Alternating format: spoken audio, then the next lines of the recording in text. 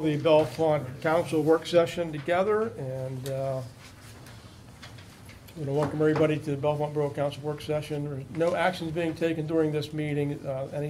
Any action to be taken will be taken in the following meeting this evening. With that, I'm going to ask our guru of trivia, Mr. Bernier, to give us our trivia question for this evening. Wait, I'm not a guru. Harrisburg is the home to the longest what? It's an excellent guess, but that's incorrect. And it's a court system. No. Could you repeat the question, please? No. No. Harrisburg is the home to the longest what?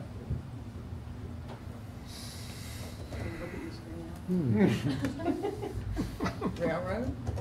Ooh. Oh, yeah, I think, Bridge. That's right. I know it's the oldest bridge, yeah. No Google. The oldest stone bridge in the country. Absolutely. No Google, man. I didn't Google yet. The Rockville Bridge in Harrisburg is the longest stone arch bridge Yep.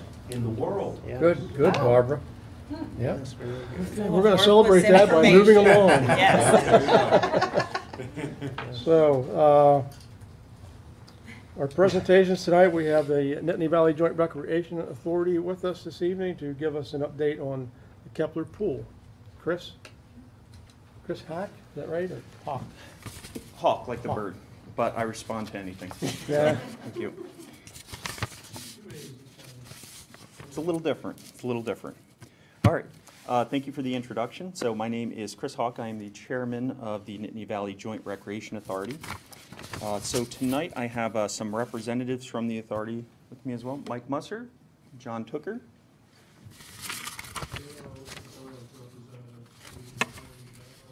By Borough Council. So tonight, try and be respectful of your time. There are three pieces of business for the Joint Rec Authority for the council for tonight. One is to deliver our 2020 financial audit. The second is to give an overview of the Rec Authority, and the third is to give a status report of our progress in the project of revamping Kepler Pool. All right, so I've been a member of the authority for approximately 3 years. The information I have comes from a number of our members and a number of the historical documents that I have in hand. It's our understanding that the Joint Recreation Authority was formed based on the recommendation from the 2008 recreational study that was done for Bellefonte Borough, Benner, Walker, and Spring Township. That was to look at a study to look at a regional approach to managing and revamping Kepler Pool. It was decided that an authority was the appropriate method for pursuing that work, and the authority has been funded, our operations have been funded through a fair share contribution from the 4 founding municipalities.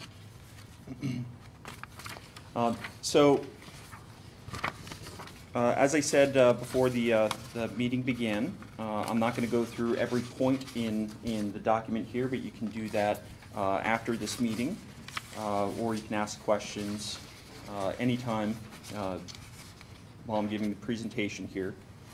But some basic pool metrics in the last 2 full years of operation in 18 and 19, we averaged approximately 8,000 non-swim team swimmers at the pool.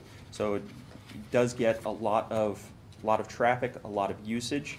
There are 3 swim teams that were regularly utilizing the pool, and it was getting used for multiple swim meets throughout the season, which drew up to 200 competitors at each of the swim meets, all coming from within a 2-hour radius. So it definitely did bring foot traffic and most likely business traffic to the borough and the surrounding area. We know that Kepler Pool, it's the only regional community pool in our 4 municipalities. Now to get down to where our current status is. So in 2018, the authority applied for a DCNR grant, and that had matching fund requirements for it. We did get awarded the DCNR grant in 2019, and that total was overall DCNR funded $334,800 with matches from the municipalities and community grants. So at that time, we procured the services of a design team. The design team was then commissioned in 2019. We received our final design from the company in May of 2021. At that time, it was forwarded to DCNR for their review, since they had a number of guidelines for the authority and the municipalities receiving the $334,000 from the state. It was returned to us and approved in September of 2021. At that time, we then formed our bid documents, sent it out for bid, and we received our bids in December of 2021. When the bids were returned, fortunately, the lowest construction bid was approximately $1.6 million, and the electrical bid was approximately $200,000. The majority of the budget was formed around the grant and the matching funds. So as you can do from the quick math, that was approximately three times the outlined budget that we had. So at that time, we had special meetings with the authority to determine what our next steps would be. We determined that 2022 was going to be a watershed year for the authority and Kepler Pool. We were committed, we looked at our options, and we decided to pursue additional grants and pursue professional assistance for obtaining those grants. That was done for a number of reasons. We looked at the history and we realized that applying for the grants ourselves could be a multi-year process. We realized that a pool that's not in operation for 1 to 3 years will have a significant loss of interest through the community. So we realized that in 2022 we needed to make progress or pursue a different avenue. We're committed. We obtained the services of a company called Delta Development Group. They are pursuing 6 funding streams for us. We are also pursuing private funding ourselves. We dug up that original 2008 peer recreational study. One of the recommendations in that was to form a nonprofit organization. We did form a nonprofit organization at the very end of last year. The name of that organization is Nittany Valley Recreation Incorporated. It's a 501c3. The board of directors has recently been selected, and the paperwork is going to the IRS for processing. We connected with a number of nonprofits across the state, and we found a well-organized strategy can net significant gains through private fundraising activities. The other thing we did, along with just applying, aside from just applying for grants and looking for money, we took a good, realistic look at what the project estimate should be. We had the 2008 study, we had a 2018 feasibility study, and we had the actual bids received from the construction companies. With a little bit of extrapolating, we broke out what the components of the pool are.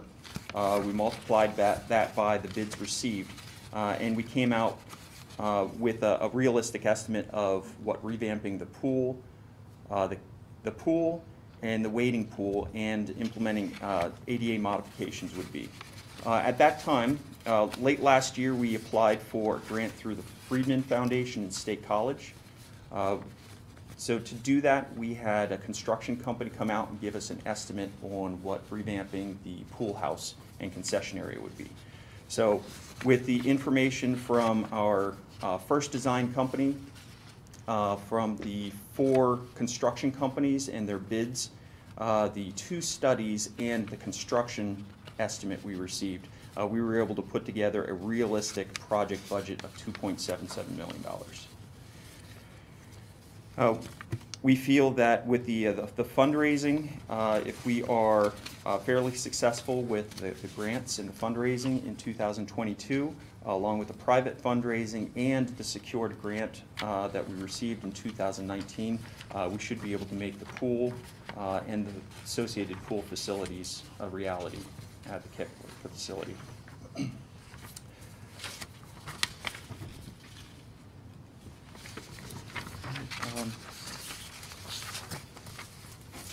Just close off, just to close off my section right here, and then I'll entertain questions, of course. The authority is committed to making the Kepler pool a reality. We have wonderful volunteers. We're an all-volunteer staff. We've been putting, collectively, we've been putting thousands of man-hours into this project a year, and we are fully confident that this is going to become a reality. We look forward to getting this project to completion, and we look forward to what else we can do to assist the community in the future. I'll entertain questions if anybody has questions on the progress and status of the authority in our project. Based on what you already have, you're still looking to need $22,500 more, and that would completely get you the $2.77 million. The $22,500, we received a tourism grant to assist with the design specifications before. Out of that $60,000 design grant, we have $22,500 remaining. Okay. Which is earmarked for design. So that's above and beyond the $2.77 million? Correct. Okay. Correct. We are, 2.77 is our realistic estimate. We are targeting approximately a 10% increase to assist with the design and other factors. So basically $3 million by the time you finish everything? Yes. What types of fundraisers were you thinking? Do you have ideas so far? We have a few ideas. We connected with a few businesses in the area. We know Comfort Jewelers is very excited to assist. They provided some ideas for doing some fundraisers at a fundraising dinner. We connected with the Bloomsburg Nonprofit Association, and they've had great success by doing direct mailers. With a few $1,000s investment in one mailer last year, they netted $178,000. We can't speculate where that might go for us, but they've given us some great ideas. And direct mailer and seems to be a great return on investment, as well as some fundraising benefit dinners. The other item for tonight, in the regular council meeting, you'd like council to approve a letter of support for your grant application? Yes, we are requesting a non-cash letter of support from the Bellefonte Council, which will go a long way in supporting us and the other corporations, entities that are also willing or currently writing letters of support. Okay, sure. So are you working with the school district at all? We are not working with the school district currently. Because I was thinking they reach everybody that's gonna use that pool. We would absolutely entertain a conversation with the school district. A few years ago, a conversation was had with the school district, and they were supportive of our efforts, but they also indicated that they wouldn't provide any monetary support towards any pool project. I would like to thank you guys for your realization of the importance of it for you know, the physical health and the mental health of our community, and what a great family resource to have from, you know, our community using it to the daycares that used it heavily. And I think it's a very positive thing, and I personally appreciate all the time and dedication you've put in, and hopefully we can move forward, because I would much rather see kids and youth and our families at the Kepler pool than elsewhere. It's part of their childhood that I know they'll remember forever. So thank you all for what you do. You're very welcome, and we definitely want to thank the Bellefonte Council for your support to the authority. Without your support, this wouldn't be possible. So thank you very much. And along with the closing of the request for the non-cash letter of support, we just request coming back in the near future to give you a status update. We're interviewing new design companies, and hopefully we'll have graphics to share of what the new pool facility will look like. That's good. Thank you very much for your time. Thank you. Okay, the next item on the agenda is Parkwood Drive Stormwater Runoff update.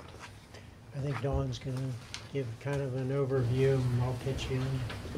You've been in conversation with Jason from Nittany and Associates. Yeah, I think, to me, part of this discussion tonight with Borough Council was really, you all heard Jason and what he had to say at the last meeting, so it was more of, this was an opportunity for more discussion.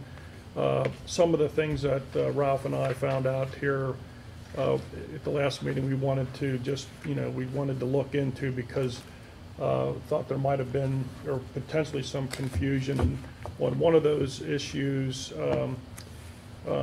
they talked about the permitting process and the permit costing $40,000. That's the Nittany's permit that requires the Army Corps of Engineers and so forth to work on. One of the issues that that we thought about afterwards, and we followed up with Shep and Jason on, is the erosion or the sediment that that they discussed that's down in that one area. If it's less than, really, if the project overall is less than 1 acre, you don't really need a Nittany's permit. You can still go in and do some work. So I think what we came to the, after some discussion in-house on staff, what we wanted to bring back to you really is a couple options. One of them would be, we could slowly work on maybe the sediment issue as time permits. Now, it would require us to do there's things called a PIND, and there's a general permit, but we work with the Center County Conservation Office. We've done this probably 5 times over the last 7 or 8 years on the projects that we've had in Talleyrand Park, the mud sill work and the bridge work. We had to have permits for those types of things. So this would be almost the same type of effort on our part. We could, so we could do something still long term. In the meantime, Jason and them are going to follow up with some opportunities for us to go out where there's some funding sources. They came up with numerous funding sources that they said they would provide to us. We didn't get it today, but we should get it in the next few days. Another option is that we have the bulk water funding. We're talking $40,000. This is a project that, the type of project that we thought that you could use the $40,000 and we could get started on the Nittany's permit now, saving us time, saving us another season, because as they said, this is going to take approximately a year to get through. I think the other thing, the permit itself, and I know Ralph has sent, he's in some conversations with our representatives regarding, seeing if we can do anything about expediting the time frame. Personally, I'm not sure that's going to probably help us, because typically with these agencies, it is what it is, at least through my experience. But even if they were to shave off some time, you might get 3 months or so. You still be looking at a pretty significant amount of time. But we could get started on the permit, have the permit in hand in the meantime as we're working to get this grant money. If we were fortunate enough to get awarded one of them, you're not just going to be waiting the year after that period of time, to get started on the project. So I'm not telling you which way to go. I'm just telling you that's an option to think about. You all can discuss that. I have a question about that. You just present two options. One is to do a small piece versus the whole thing. What is the difference in the scope of the two projects? To get the NIPD's permit, you're talking about the whole scope. So we would be talking about really from where the water is coming in and flooding to fix it all the way down underneath Parkwood Drive, trench over to the Tierling Field, around the fence, the outfield fence as A couple hundred acres maybe. No. not a couple hundred, but probably 10 Okay. is a guess. Versus Just 500 cleaning feet. up, less than an acre, cleaning up that soot or the gravel that's ended up in that spillway. Anyone that has been down there when we've been down there the number of times meeting with people, where the water really comes out, that's where the sediment is, and then as it works its way around the channel, so we would be talking about initially just maybe doing some work in the channel and back where the, water comes out of the storm drain. 200 and 300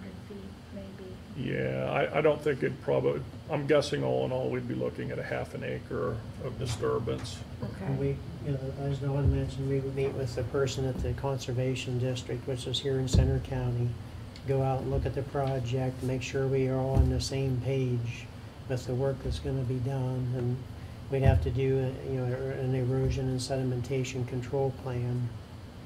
We could do that pretty soon, sometime this summer, once we get that local permit in hand. And that was just a Band-Aid. Basically, that's all we can do. The real fix is what Jason from Pannoni described at the last meeting, going on, and Dawn just said, all the way to the other side of the ball field.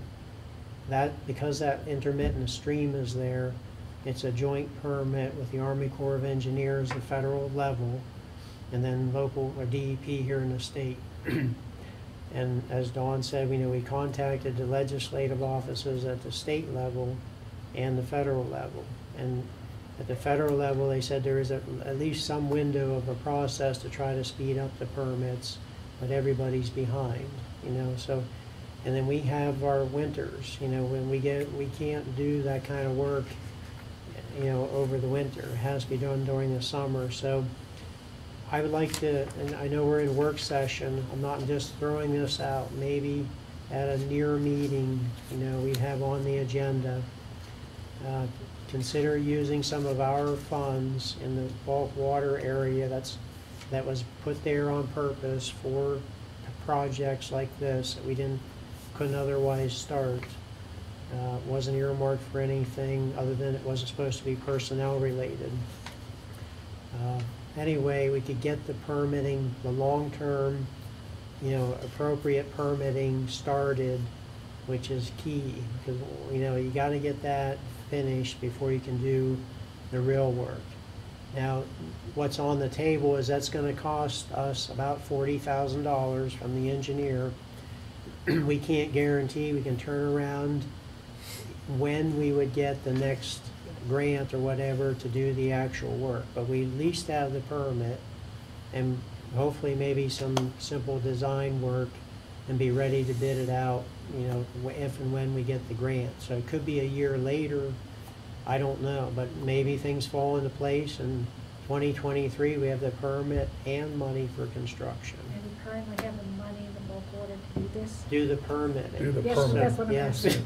Yeah, Yes. it's definitely Yes. there. Yes. I would add Yeah. on to what Ralph is Yes. saying, that your NIPD's permit, when we got the one for the waterfront, it was good for 5 years, and then it was also eligible to be renewed for another 5. So even if you get the permit to do the project and you don't initially get your funding to actually do the work, it's the permit, we don't get it in 5 years, we could extend it. And so it gives you time You know, and there's no guarantee that you'll ever get the money, but, I mean, but, you know, you just put forth the effort and see what happens. Yeah. But time would be there, time would be on our side. What's the other option? What's the other option to get these permits and pay for them? We try to apply for a funding grant that Jason said there's money's out there. There's no guarantee, and we can't tell you what the timelines are. Every grant, sometimes they have rolling applications, sometimes they have fixed deadlines. There's absolutely no guarantee that you're gonna get the money. So you could waste 6 months or a year trying to get funding. That's the other option. Doing it, wrapping it all into one, the project and the permitting. So get a grant, pays for all of it, but you get the grant, and then you know your first year, you're doing the permitting, so you're not even gonna do the project, but you'd have everything in hand all at once. That's your third option. It might even help your grant application to say you already have the permitting done. I think it would. Yeah. How long have we been talking about this particular stretch? 9 years. At least. So Yeah. what do you need from us to move this forward? Well, why don't we put it on the agenda as an action item at the next meeting?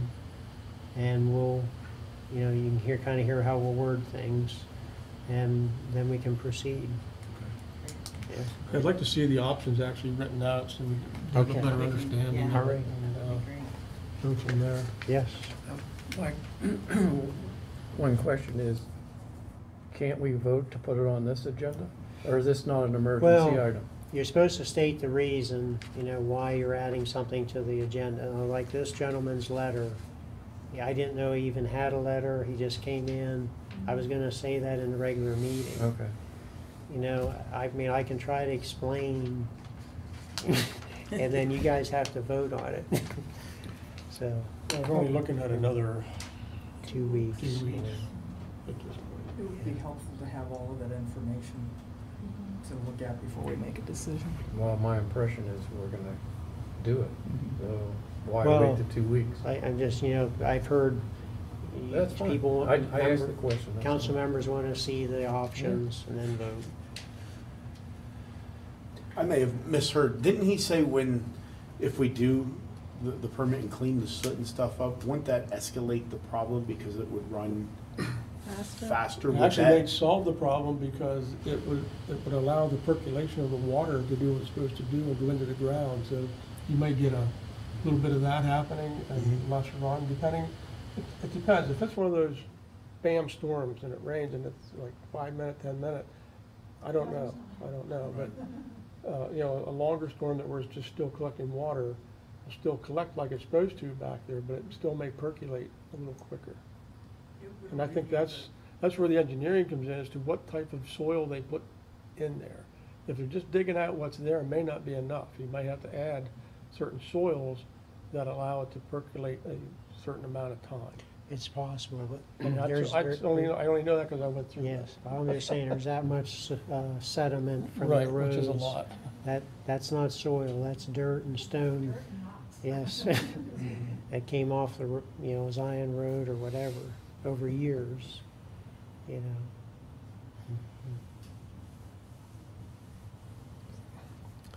Anything else on this one? I think we're good. Unless there's more discussion. Yeah. Is there more discussion on this one? So I can bring it up in a regular meeting. Right, let's try it and see what happens. Tonight? That section of road is probably not gonna be able to make it to, you know, we probably get all. That's those a good things point. out there. I mean, that may have to be a separate. We can say time is of the essence, and we will need to move on this, so let's do that. One of these times that whole road's just going, Right, be in Lenny's yard. right. I realize it's a big Jeff deal, though. Watson's a guy I'm worried about. Yeah, right. He'll be out there with his mower. Yes. Anyway, Okay, so we'll add that on the Parkway Drive runoff. yes, I can bring that up too. Okay, we'll see you at it tonight. Okay. Let's see, the next item is waterfront development zoning request change of a maximum building height from 65 to 75 feet for the hotel, which would be conditional per counter review and a public hearing. So Gina's here, we're all gonna try to pitch in, trying to keep everybody on the same page.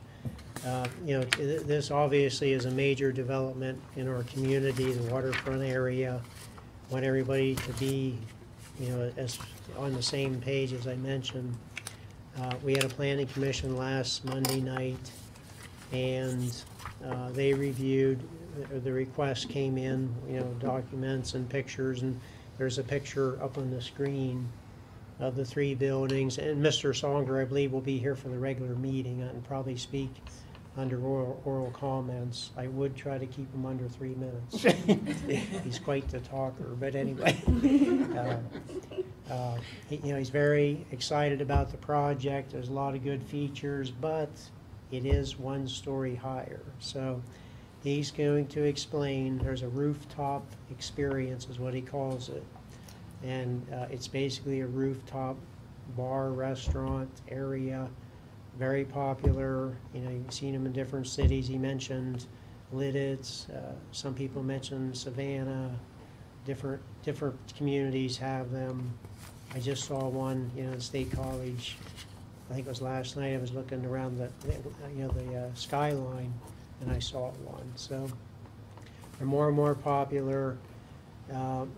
What the process, I try to make a couple notes on the agenda.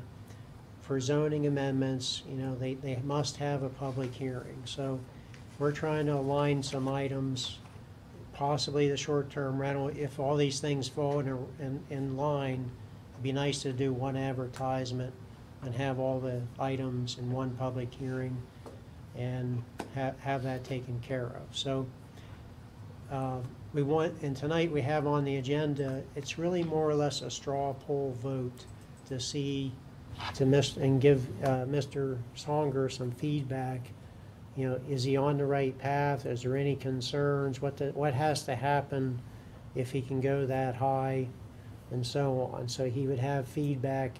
It's not, you're not deciding on anything this evening. It's just kind of is there any major concerns that he needs to address before it goes through, or it's not going to go through, or whatever. You know, the sooner he knows, you know, the more he can adapt his designs or go in a different direction. So I don't know if you want to add anything else, but not only the hotel would be 6 stories, the other 2 buildings would be 6 stories. Yeah.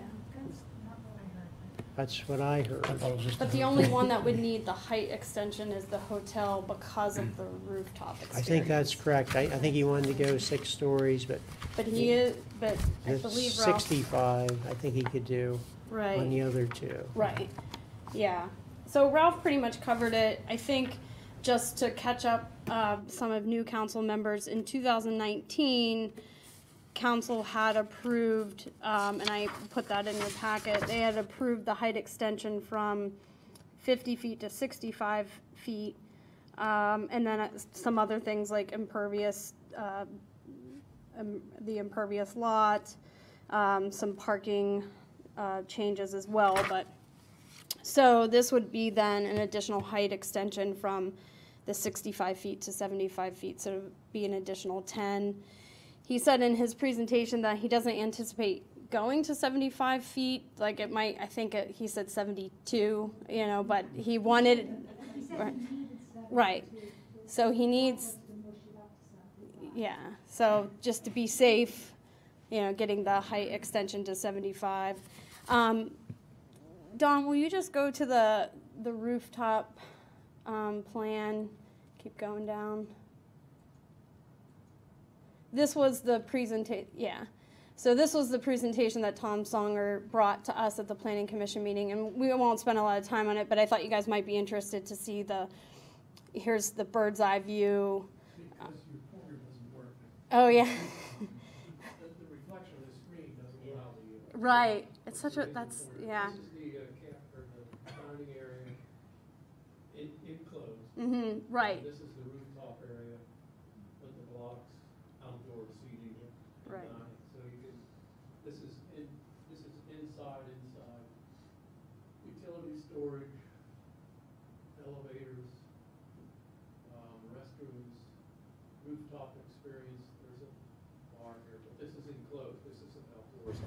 That's Right. glass, I believe. Yes. Yeah. I think there's another photo that shows it on the exterior, isn't there? I'm not sure. You can flip through and see. That showed the front glass, you're looking out, that's towards High Street, Okay. I believe. Right. I believe. That is, yeah. Yeah. So Yeah, if that's you it can right imagine the rooftop, experience on top. So there'll be obviously drinks available. I think he said there'd be a limited food menu as well. And just another place for people to come and hang out in the hotel and mingle. So I don't know if there's any questions or concerns. I can't speak for everybody else, but I certainly have a hard time conceptualizing what 75 feet is, The Gamble Mill is from Lamb Street to the highest point is 75 feet. I believe it might be 74. I can't remember. I got an email back from the architects that worked on that project. So from the lowest point to the highest point, that is 75 feet. I emailed the owners of the bank building downtown. I don't know what name it gets. I'm not sure with colloquial names. Leaky. Right, that Leaky owns. Sure. That is 45 feet from, I'm not sure what side, I think from Spring Street to the top, that's 45 feet. So I don't know how much that helps, but just to sort of visualize when you're walking around. Background history, when we were doing this the last time, there were measurements. All of the downtown buildings are no higher than 50 feet, which is why the ordinance was written the way it was. He originally asked to go up to 80 feet, and at that point, council, and we had several members of the public saying that they really didn't want to see, the way they put it is, we don't want to become State College. And so the compromise was the 60 feet. Mm-hmm. Well, we're really, when you say not State College, we don't have a narrow Beaver Avenue or No, College that- Avenue. I'm just Right. We're repeating talking what the about- public said. Yeah. I'm just repeating what the public I said. don't recall that. And the difference, another thing to consider here in this instance is you have one of the lowest points of town. So you have the lowest point in town and then a building going up or several buildings going up there. So it's not going to have visually that same impact as it would if you would put, a 75-foot tall building in the Diamond area or something like that.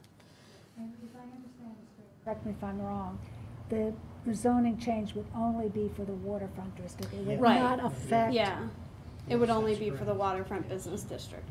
Which in reality, there's no other space. We have Talleyrand Park and the extension of Talleyrand Park. You have the Match Factory area, which is built out.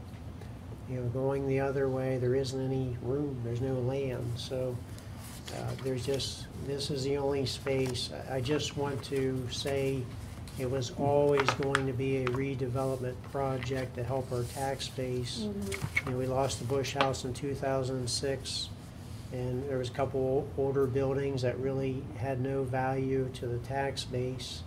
And we the borough, turned that project over to the Industrial Development Authority and redeveloped that area into what it is today. But we were always hoping for something big to improve our tax base. So I have to look at that. We have really no room to grow in the borough. There's no room for subdivisions. There's no room for new commercial development other than this space. Now you have the academy space, but if someone, like Gina just said, if they propose a 75-foot high building there, it probably wouldn't be appropriate. Right. It's up on the hill and everything. And as Joanne said, most of the buildings in that era were 4-story buildings. 5 stories, we felt a little nervous. 6 stories, we're still a little nervous, but it is your one-time deal to strengthen the tax base. So that building will be there, I don't know, 75, 100 years probably. Do you recall how many stories the Bush House was? 4 stories. It was 4? Four. Okay, and we did ask the question, I was in attendance of the planning meeting, Mhm. whether the fire apparatus would be able to handle the, All right. I think they said easily 75. Somebody told me it wasn't a problem. And they have one ladder that goes to 120. Okay. The other one's and I also heard that it was gonna be fully sprinklered. Yes, it Yes. has So to be that was by- another plus. by So to code. answer that safety question, Yes. well, I think we're good to Yeah. go. And Yeah. I don't know if you've been following this project or how much, but there is so much excitement over this development. And I know, and working with Jenny Lynn at DBI, there are a lot of businesses that want to move into Bellefonte, and the problem right now is we just don't have retail space for them that is ready or even just enough. And so this would also, I've been connecting Mr. Songer with Jenny Lynn and just trying to get everybody on board so that, they're ready to fill those retail spaces as soon as this gets up there. It's an exciting project for sure. And the plan is if this all goes through and it gets the zoning, the ground will be broken sometime this summer. Yes, we'll start the foundations, and probably be a year, I'm sure, of construction, but it'd be nice. Well, Yes. would you remind me, the process, was it the hotel first, then the parking deck, then the one phase of the condominiums? Or No, I he's can't- gonna do the 2 buildings about the same time, but he's gonna start the hotel first, and a few months later, start the garage. He said the garage does not take as long, but while he has the crane there, he wants to do both, the hotel and the garage, Mhm. is what he And the- said. Be done about the same time, I'll say next summer of 2023. And the next phase would be the. He said about a year later, unless he's ahead of schedule. But he wants to do what, like he did last time with the academy. He wanted to have 50% pre-sold units Okay, before he starts that building. okay. So somewhere, depending on how fast and how much interest, it depends on when he'll start that last building. Okay, thank you. Yeah. Did he indicate how many people the rooftop bar could accommodate? I think he said 75 outdoor seats. Well, I would just remember. That's What a I- stellar memory. Ralph's excited about this project. I don't think we're gonna have to take a roll call vote. I think he's excited. Being a stock in the company. And you said the Gamble I Mill is wasn't even paying 75. attention. Yeah. Again, it's not all about the hotel and the people coming to the hotel, it's gonna be people around Bellefonte and all other places coming into Bellefonte Right. to do, maybe not to stay there, but at least to, Unrelated to the height, request, just one of the other changes that may be of interest to you is that they decided to put condominiums on the Spring Creek side of the garage. Visually, it'll look a lot nicer. You're not just seeing this like block garage.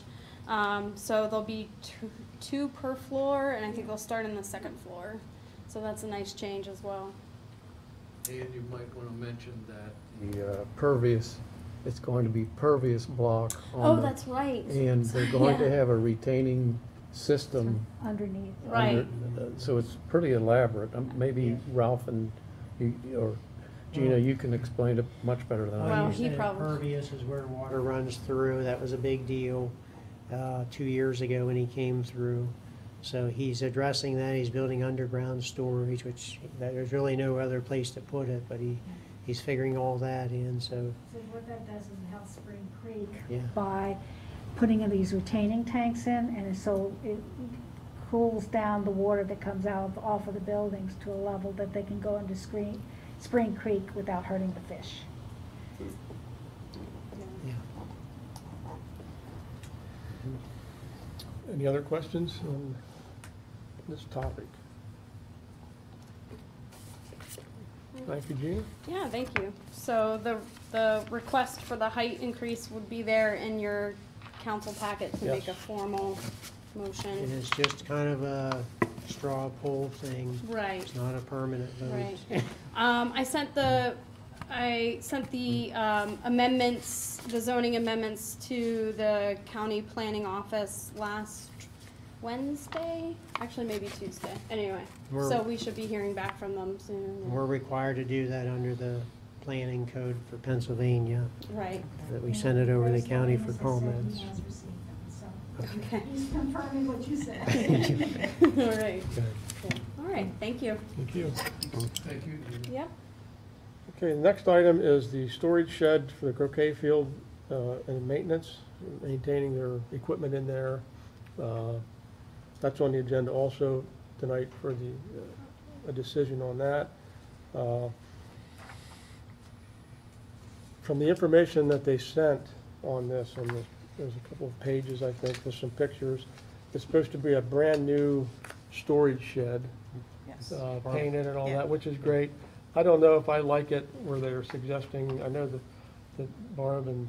Yeah, the I Park- met with Andrea Murrell and Stuart Eccles about this, and the three of us thought that the best thing to do was to put that storage piece in that last parking space. And then he was gonna put some kind of they were gonna work with the band shell to put some advertising on there for what's coming in Bellefonte, so it wouldn't look quite so much like a storage facility from the road. Yeah, there's a fenced-in area inside, once you go into the park on the right, and there's nothing really in there, but there's room for a storage unit like this. Right, and in that there. was his second option, was to do that. He said it would take him a little more time, a little more money to level it all out, but he was not at all opposed to that. I think either one's a really good idea. I like this project, and I think it's a good one for Bellefonte, and I think we should, Yeah. obviously, part of it's already been supported, it's just the storage unit. Now, one of the questions that I did have is if this goes to a rental property and we rent it to someone, and we do have the storage unit in that parking space, Mr. Eccles said he could move it, or maybe in the rental agreement, we could agree to, that stays in the parking lot. Yeah. Yeah, for me, I would rather just see it in the park, like I said, in that fenced-in area, because if things do start to move on this band shell, then he'd have to move it anyway. And if there's a good place that we can put it now and not have to move it a second time, I Right. would rather see that happen. But that's my opinion. I like the parking lot. That's my opinion. I And- gotta tell you, I did too. It's neat and clean, and we can use it for a second thing too, by displaying some kind of coming soon or whatever with the band shell. But he's agreeable to either one, and I think he's gonna do Zoom in the meeting later. It's paved, getting the equipment in and out, you're not getting in the mud. And like you suggested, and Mr. Stewart agreed, that if we do rent the property, the leasee will have to sacrifice that space. Right, for which we've from what I already- understand is very difficult to get it in and out of Yeah. anyway, Yeah. so it's pretty Yeah. much useless. Yeah. I think I would. My only question was, again, if for some reason if it was a Rented, rental property, yeah. how would that, work with that? Using that parking spot? Right. Yeah, I but- looked at the parking spot too. I'm like, Is it in a I would parking park spot, or there. is it on, the picture that I saw was, he's in the rear part of that on the side. As far It's the far one forward as you can furthest go. back. It is lined as a parking lot, a parking Okay, space. so that would have been maybe an employee or something like that. Probably. Might have been.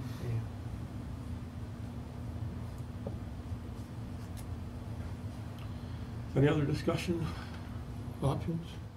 I think it would cut down on the damaging anymore. This Of guy's the- doing this all for free. Yeah. Every last bit of it. He is just so excited about this, and now I'm gonna go play croquet. I gotta tell you, so. Got a lot of free time, does he? He's still working on the grass mix. Oh. Yes. No. What do you think? mean, I think it's a great idea, I just can't believe, let's not spend any more time talking about grass seed. Yeah.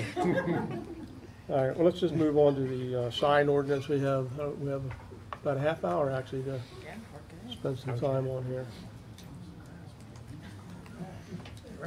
We have Gina Hi here. again. Long time no talk to. Yeah, I would have just rolled that right over, but somebody wanted to put something in between. It's fine, it's not a big deal. It gave me a time to put the waterfront development stuff down and then to organize all of my Yes. sign ordinance stuff, so. I did prepare a little PowerPoint this evening just because I thought it's helpful to me to organize my thoughts. And so some quick background on the sign ordinance. We have a sign ordinance, obviously. We are in the process of updating the sign ordinance. This came about because the borough received a wayfinding grant in 2019 that allowed to update our branding and wayfinding signage, and then included in that whole package was to then, you know, in that process when we were looking at the sign ordinance, it was clear that there were things that just weren't meshing, and there's some ambiguity in the sign ordinance currently, and then there are also things within the sign ordinance that are difficult to enforce from a zoning perspective, and also just confusing in terms of what is allowed and what is not allowed. So hopefully the updated sign ordinance clears up some of that confusion. Go ahead to the next slide, Dawn. So the major things that have changed in the updated ordinance, there's a lot more definitions that clarify language within the ordinance. Definitions help with understanding of that, so that's helpful. There's also been an appendix added that shows visually some graphics that calculate sign height. That's going to be super helpful for me when somebody says, I have this sign that's X size, and you know, I'm trying to figure out whether it's allowed or not. The other thing that is in the new sign ordinance is the Complementary Design Guidelines manual that goes along with it, and this is, I guess, a separate piece, but it works collectively with the sign ordinance. So things that are stated in the updated sign ordinance are then reiterated in the design guidelines, and there's some nice visuals of, you know, don't do this instead. So it's really helpful visually.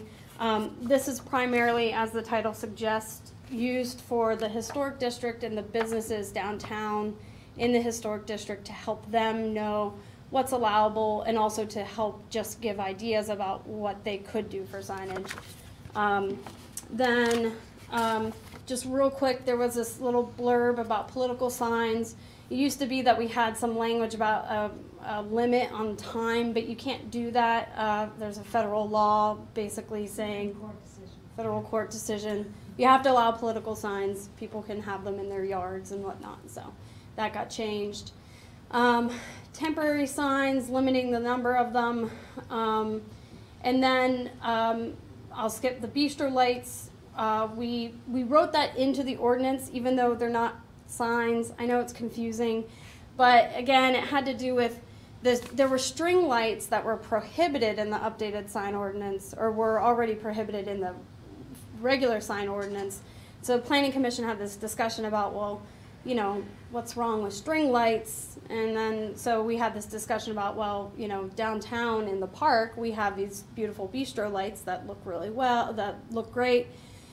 People have complimented them. DBI put them up under my watch in 2020. It's been great. So those are specifically written in, so it's clear that they're allowed.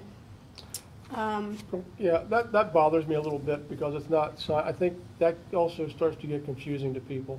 But we either need to keep it a sign language, and then we have, whatever we have under our lighting, whatever guides us in that. Yeah. Makes more sense to me than starting to incorporate things into it that Right. don't really belong there. I don't disagree, and that's definitely not the hill I'm willing to die on as the zoning administrator. That was just because it was written in the sign ordinance to prohibit them, planning commission was like, well, we don't want to prohibit them, so instead of, I guess, just removing it, they specifically put it in that it's allowable. But I agree, it's not a sign. I don't know. Joanne had some rationale for having the lights. The other reason for it is that we don't allow illuminated signs. And by saying that these bistros, it's basically an advertisement, in our case with the television, it's an advertisement of the park, even though there are no words on it. So by putting it in, it's basically taking that historic district thing and saying, yes, you can have this kind of illumination here, but not everything else. I have to disagree, Joanne. We've been trying to administer the sign ordinance for years. And the illuminated sign was a sign to start with. Right. These are not signs, they're lights. As Gina said, I'm not Yeah. gonna die. I would, you know, I think you'd have a tough time in court, Joanne. well, the problem is, The rationale that the sign. then that's the problem. We have to try to explain this to the general public. Right. I'm not going You to, know. I'm not, as I said, I'm So, not gonna die. Gina, are you working now to redo this ordinance the way it is?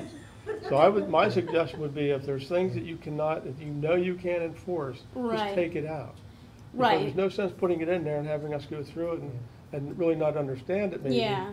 But if you're understanding it, then we need to count on you to pull out what you Right. know isn't enforceable. Yeah. Well, I think removing the bistro lights is a pretty easy fix, and, you know, that's. Well, like the other bistro lights that they talked about to string up and down the streets and putting these planters in. Mm-hmm. When you walk along the streets, now you're starting to put more stuff there. And if you gotta go out and pay the meter or whatever it is you gotta pay, but we have holiday lights that are in the trees year round. Right. Why not just use those lights? Right. For the same concept that they're using for it's to signify under the lights program that they have down here. Yeah. It'd be the same thing to me. And that's, again, we have to be careful whether it's a sign or even just lights and planters like that and sidewalks. It all starts to just Right, fall and that's, together and I be a agree. mess. I mean, one of the things that Ralph had said in the planning commission meeting, the hardest signs to enforce are temporary signs. You know, they go up, they come down, what this updated sign ordinance allows is a little bit more enforcement, the way that the updated sign ordinance is written to actually regulate some of the temporary signs that have proven to be not visually appealing. So that's something that is helpful in this ordinance that would allow me to say, okay, here's a very quantifiable amount of temporary signs you're allowed to have at your business. If you don't have those, or if you have too many, then I can contact the business and say, hey, you know, you have 7 feather signs instead of 1 or 2. But yes, I agree that, you know, the more you pack into this, the harder it is. Signs are hard to enforce as it is, and then when you start putting all these little things in, it becomes even more complicated. The thing that is of question right now within this updated sign ordinance is feather signs. So that's kind of what I focus this on, is just explaining to you what feather signs are and giving the 2 positions on it. The updated sign ordinance prohibited them, but what the planning commission decided was to allow them under certain conditions. So they had me write it back into the updated sign ordinance. So go ahead, Dawn, to the next slide. So feather signs, they're those things. Right? They're the big flappy things. They're usually secured in various ways. Some downtown businesses have them attached to railings if they have them. Some have them in big, really heavy planters on the sidewalk with big rocks in them. They're used for advertising. They help, in theory, get people in the door to your business. Go to the next slide, please. I need a good name for you, Dawn. So there's not many feather signs in the downtown. There's about 6 or 7 businesses that regularly use them. And then there's a few others that will put them up and then take them down. For instance, I think Tri-Yoga used to have a banner sign, but now they don't. So I'm not sure when they took that down, sometime within the last year since I've been here. In general, feather signs aren't a thing you see in historic districts. I've been trying to, dig around and see what I can find. I haven't been able to find that they're specifically prohibited.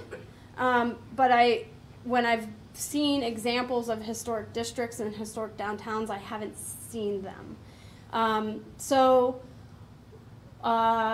What the issue here is, I guess, is that the Planning Commission has requested to allow them. The way it's written in the ordinance is that a temporary sign would go up at the beginning of each business day and it would come down at the end of each business day. That doesn't currently happen with all of the feather signs in the historic district or in businesses in general. Some of them do come down each day. An example would be Helen Fox. Joyce puts it out each day and she takes it in each day. We have other businesses that just have it tied up and leave it out. So if you go to the next slide, I just threw in a couple of photos. Again, this isn't all inclusive. This is just when I was walking around town. It was a couple months ago for the Planning Commission meeting. Brothers has one out. Go ahead to the next one. Like I said, Helen Fox has the boutique sign that she takes in each night. Verizon has 2 right next to each other. Go to the next one. And then that's an open sign, which isn't a feather sign. That's a different thing, which is allowed. My apologies for actually including that because that's going to confuse you. Just ignore that one. And then outside the Face Center, they have 2 in the planners. All right, and then you can go to the next slide. So before I get to this screen, so the Planning Commission has asked to keep them. The HARB has a formal motion that kind of got tabled because they made it way back when they reviewed the sign ordinance, and then we realized that this wasn't going to come before you guys for months. But they made a formal motion to prohibit feather signs in the historic district. The rationale is that they're not aesthetically pleasing to the historic downtown. There are other ways, in their opinion, to advertise for your business. There are businesses that use the sandwich board signs to show that they're open or to showcase specials. And there are other ways to kind of get people in your door than the feather sign. We have a business in town that has a lot of them, and that's one issue that we're trying to grapple with here. So this business has 7 banner signs. 4 of them are on one side, 2 on another. 1 is ripping and torn down, and there's also signs on most of the storefront window. Right now, the sign ordinance prohibits more than 30% of the windows being plastered with signs. So I did include photos. I don't know if you want to see them, but they're on the next slide. Just a couple of them there. In the bottom left hand, you see the one that is kind of ripped up and has fallen down the pole. Sorry, my Pittsburgh accent is getting in the way of my presentation. And then there are a couple others, and then there's one more, Dawn. Oh, that's it. Okay. So to finally kind of pull this all together, in addition to us updating the sign ordinance, DBI is working on a signage program where, regardless of what we decide to do with the sign ordinance, what they would like to do is to create these like branded signs for businesses that they can be a part of.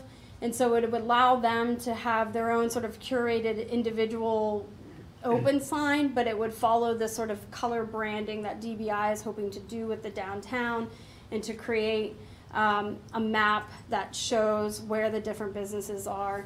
And so that will impact, hopefully in a good way, how businesses decide to advertise that they're open for business. Maybe regardless of what is decided with the feather signs, they will opt for this. Did you say the feather signs were banned borough-wide or just the historic district?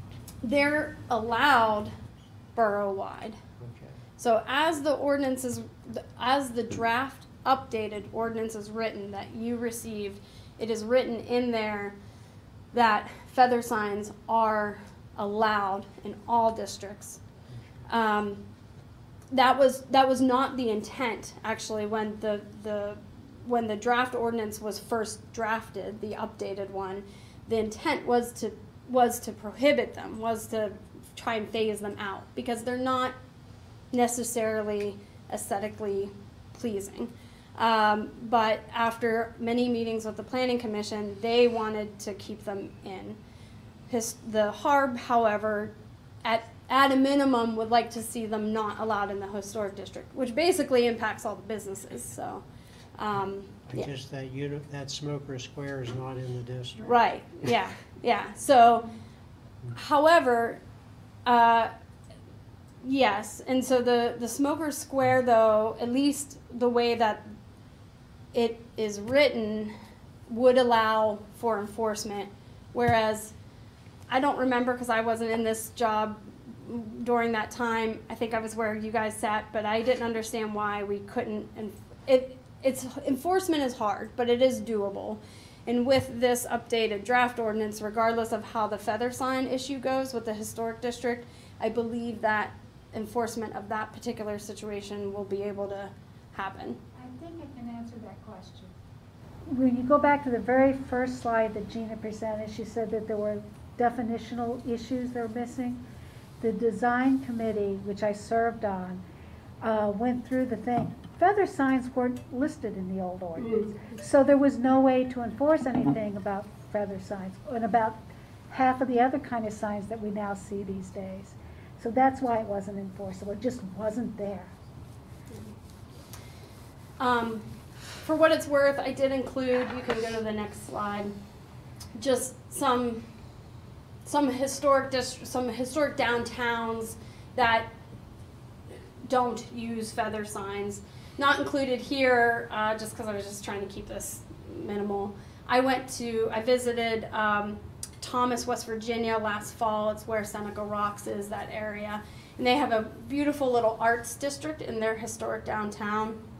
And I noticed, because now I notice these things, that they did not have any feather signs in their historic downtown. They had the sandwich boards. Some people had sandwich boards. They had the really nice bladed signs, you know, the permanent signs for their businesses. It looks super cute. So, you know, this is the only, I think, the only kind of major thing that we have two advising bodies kind of at odds with each other as to what to do about the feather signs. And now you guys get to decide what you want to do about it. What's your timeline on having this draft completed, or you think it's workable? I think that it's not as much of a priority as other items. I mean, I would like to see it kind of get finalized and finished up, but the DBI program is still in its conceptual stage, so I'm not kind of at odds with that. Right now, it's getting feedback from council. And then I think maybe the only thing is, again, if we're going to try and advertise all of these zoning changes at once, yes, that would be ideal. Yeah, so we were shooting for the second meeting in April. Right. For the hearing. So Right. It doesn't mean you have to act on it that night, but you'd have input to go on from hopefully business owners and other people who would be affected by the sign ordinance. So you'd also mentioned that DBI was working on Keller's or something for signage, or is that going to go through HARB? Yeah, Okay. yeah, they'll work with HARB, yes. And I did reach out to business owners to get feedback, or attempted to, and Jenny Lynn helped me with that. She put a blast out to the business owners and said, hey, here's, you know, what's in the pipeline. If you have feedback, reach out to Gina or to me, and I'll send it to Gina.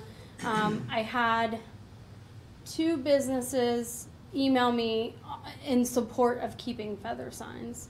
So that was all the feedback that I got for that. Then what about those businesses that already have lighted signs in their windows, whether it's open or whatever it is, but there are a few? We have a rule, I mean, we've been following our rules for that. Lighted signs behind the glass are not counted. If you're outside the building, it's counted. And we banned internally lit signs, illuminated signs, which are different than the, what's the tubular signs? Neons, Yeah. yes. Those are permitted because they were part of the Art Deco time frame. But the light bulb behind the plastic, those types of signs have been banned unless they were grandfathered. So I think that covers it. That's why Lowe's, that's what Lowe's did. Yes. They didn't meet the criteria. Oh, okay. No. Put it behind the glass. They put it behind Yeah. the glass. There you go. Well, what do you think will be brought to us to decide on? So, Whether or not we want to allow yeah, feather signs in the historic district, whether or not we want to allow feather signs At throughout all. the district. right. So how come feather signs aren't just temporary signs? So they are, Okay, and how they were written in the draft ordinance is that they were written as temporary signs. There's a section on temporary signs, and it said not including feather signs, which are prohibited. yeah, I was just going to suggest just make it temporary signs to include feather signs and include the rules. They have to be brought in at the end of the day. That is what the planning commission has. Yeah. I mean, certainly we don't want to affect a business in town that uses them and they're not an eyesore, or whatever, however you want to describe it, you know. Sure. Yeah. By Yeah. saying you can't use them, but, I don't know, it's just another temporary sign. Right. Yeah, so the way that it's written is if council would pass the ordinance as it's written, anyone with those temporary signs would basically have to do what Helen Fox does, you know, puts them out in the morning and takes them in each night. So, I mean, that's a very reasonable That thing. may address the issues where people have a few more signs than they really need. Right. And they're hanging down the pole and they're sticking out. Yeah. They have to take them I don't down know, I at think night. we're really starting to make this more difficult. Well, signs are prohibited in the right of way. So an example, actually, I hate to pick on Helen Fox, but I guess Helen Fox technically where she puts her sign is like in the bushes of the downtown. So that technically wouldn't be allowable because you can't put signs in the right of way. And so another example, I guess, would be the Face Center, how they have the signs on the sidewalk. So a business would have to either mount a temporary sign, like some of them do with their open flags.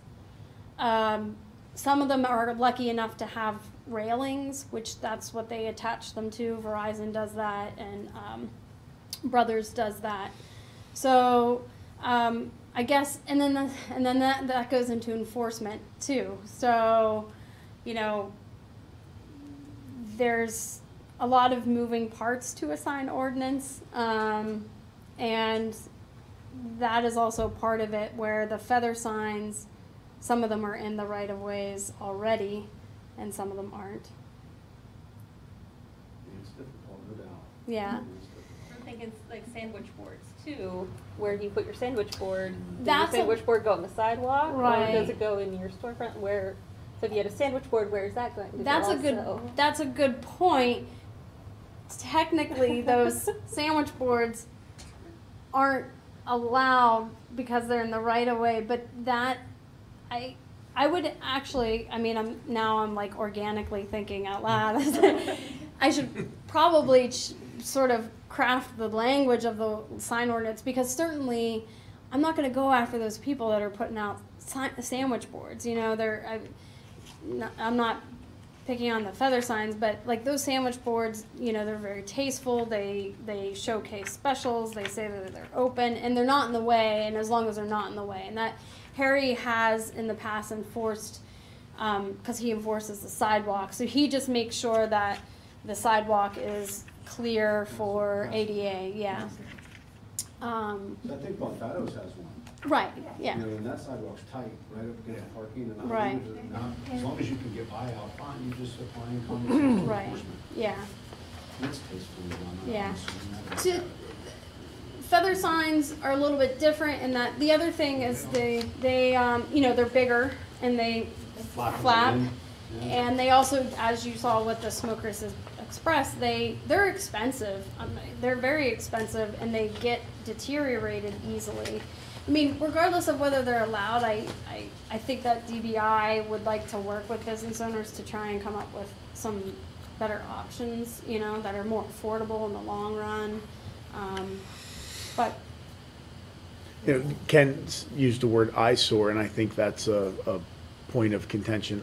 Do we feel, as individuals or as a group, that they are eyesores, or are they not eyesores? First thing I thought of is we have a beautiful sign that says "Welcome to Bellefonte." How would it look with a feather sign that says "Welcome to Bellefonte"? You know, these are beautiful. mm-hmm. And if you're going to spend the money to get a feather sign. Oh my gosh. That's the Wiggles. That takes me back to the kids. Yeah, I would rather see them put the money towards something that really looks nice with the color scheme that you said that we were trying to go to. Yeah. It's, you know, it's a tough call. There's zoning concerns, but then there's the historic district piece to it too, which I think is worth consideration. And that was Harb's concern. You know, they're looking at it from an aesthetic standpoint, the historic downtown, trying to make it look quaint and historic, and certainly the feather signs don't add to that, but you know, who's to say whether they detract, you know? First time when you're coming in from the Better Pike, there it is, boom, right in your face. Yeah. And most of the stores like that in Bellefonte are kind of the same, but maybe not as much feather signs, but there's still a lot of signage. Yeah, there So is. that takes some quaintness away when that's all you see. And not that I think this would happen, but technically, if like with the allowance of feather signs, technically every single business could get a feather sign. Mm-hmm. I doubt it'll happen, but you know, that's something to think about as well. I don't know. It's tough, you know. Certainly looking at it from the business perspective, they feel very much that these feather signs bring people into their businesses and aid in that, and that's what they want. But you know, getting big picture, there's a lot of other ways to get people downtown into businesses, kind of like the grant we just applied for. You know, having the streetscape and the design will do a lot of that as well. So you guys get the fun. Well, I think what we're asking is for you as members of council to reach out to people, your neighbors and friends in business with you, and so on, get their insight as what they feel about this. Yeah. And likely we'll plan on scheduling a public hearing, probably April 18th, I think it is, second meeting in April. Mm-hmm. If everything else tries to line up pretty close to that. But, that would be our time frame. So if you have people who feel strongly one way or the other, you know, have them send a letter or an email to our attention.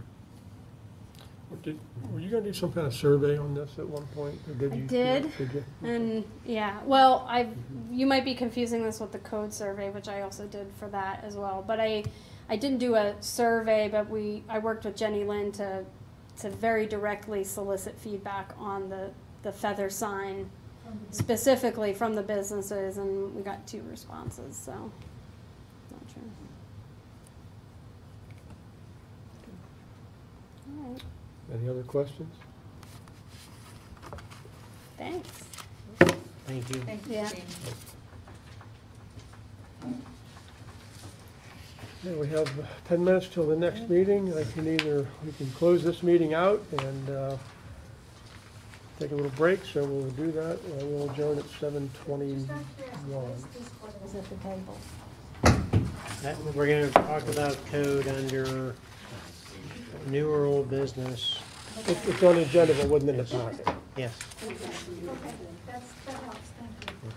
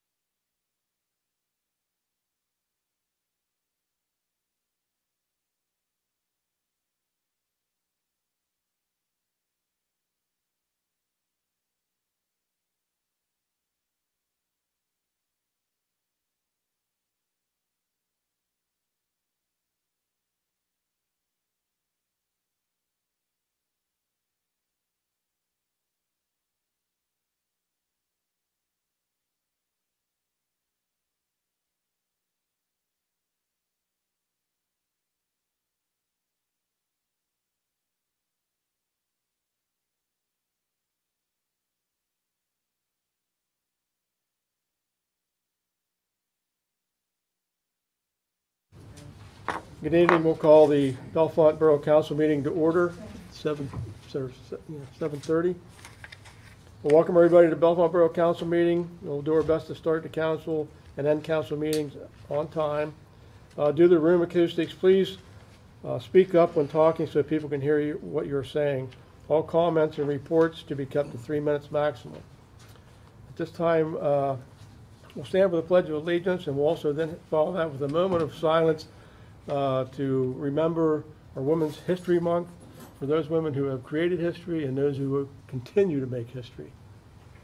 I'm going this way. I pledge allegiance to the flag of the United States of America and to the republic for which it stands, one nation, under God, indivisible, with liberty and justice for all.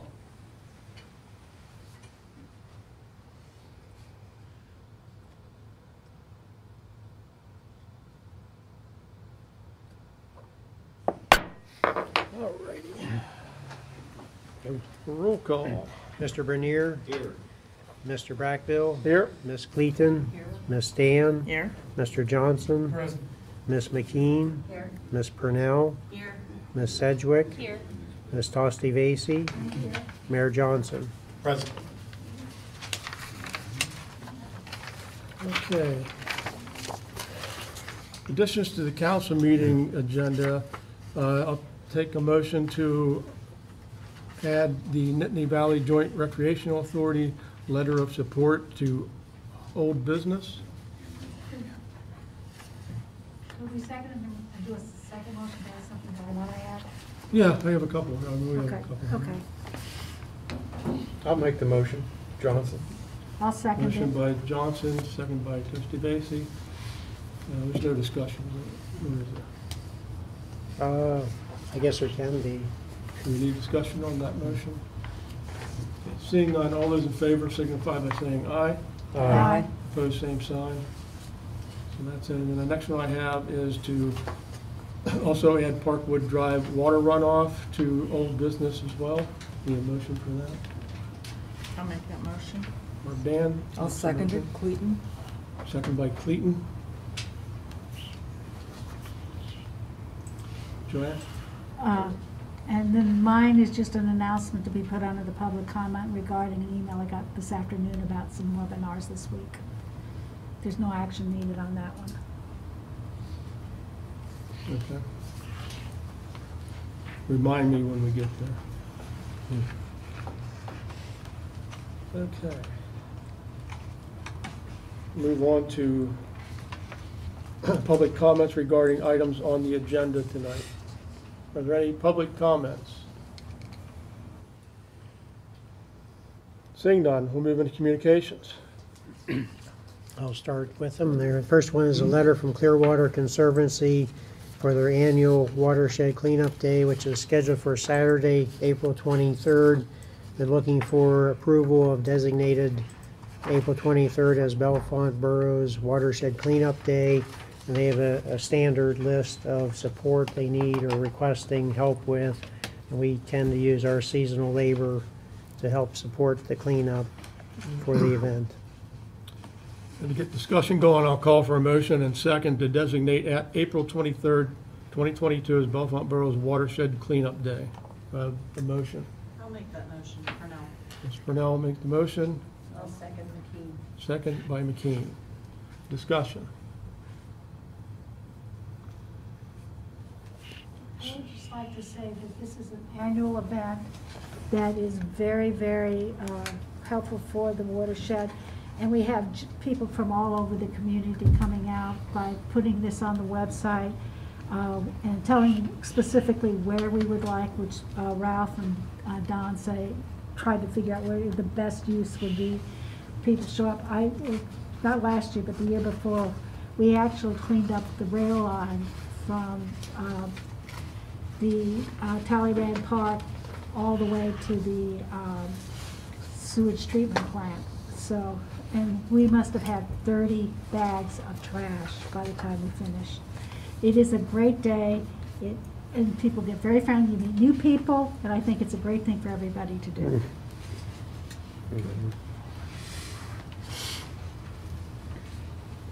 I guess that we vote. All those in favor of designating April 23rd, 2022 as Bellefonte Borough's Watershed Cleanup Day signify by saying aye. Aye. Opposed, same sign. That motion carries. Okay. Next item is emergency medical service system information. As you know, we've had a couple meetings where we had correspondence with Mr. Roth, the director at our local EMS service. And this is just an update. They had a hearing with some state legislators, learning about the difficulty in wage averages and all of that. But there's no action to be taken this evening. It's just more or less an update. Next item is a request for a special event. It's called Center County Aglow. They have a 26-hour prayer service starting Friday, July 22nd, 7 p.m. And we go to Saturday evening, July 23rd, 9 p.m. It'll be held in Talleyrand Park on the gazebo side. This event has been held in the park in years past. So for discussion, I'll call for a motion and a second to approve the Center County Aglow 26-hour prayer event in Talleyrand Park, July 22nd and July 23rd.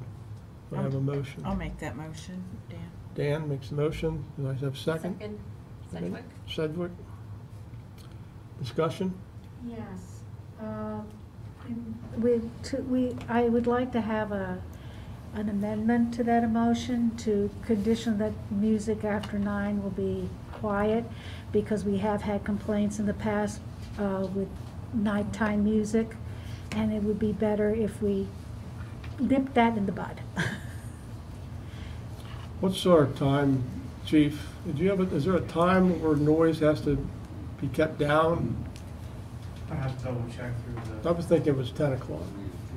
between 9 and 10. I think it was 9 is what we said it last year when they requested, which is why I said 9. Okay, so that's your motion to, It would have to be after 10. Well, it's calls only till 9 o'clock anyhow. yeah. So, But that's on the 23rd, it starts on the 22nd. Yeah, it goes all night. It goes all Okay, night. let's get a motion here. Oh. So do I have a motion? I need a second for the amendment. I'll second. So second by McKean, motion by Mr. Vacy. So we had some discussion. Any other discussion on that amendment? All those in favor of the amendment signify by saying aye. Aye. Opposed, same sign. That motion carries. And now we will go to the full motion to approve Center County Aglow 26-hour of prayer event in Talleyrand Park, July 22nd and July 23rd. With, I can't read my writing. With the Condition. condition Yes, that's right. to no music after 9 Yes. p.m. There you go. So I do from where my contacts. No problem. Overnight, they can do it during the day. Yes. 9 p.m. Okay. Any further discussion on that item? All those in favor of the motion signify by saying aye. Aye. Opposed, same sign. Motion carries. Good to go. Good to go.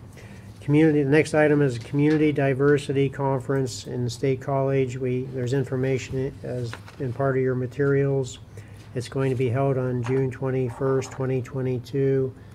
They are interested in potentially for the borough to be a sponsor.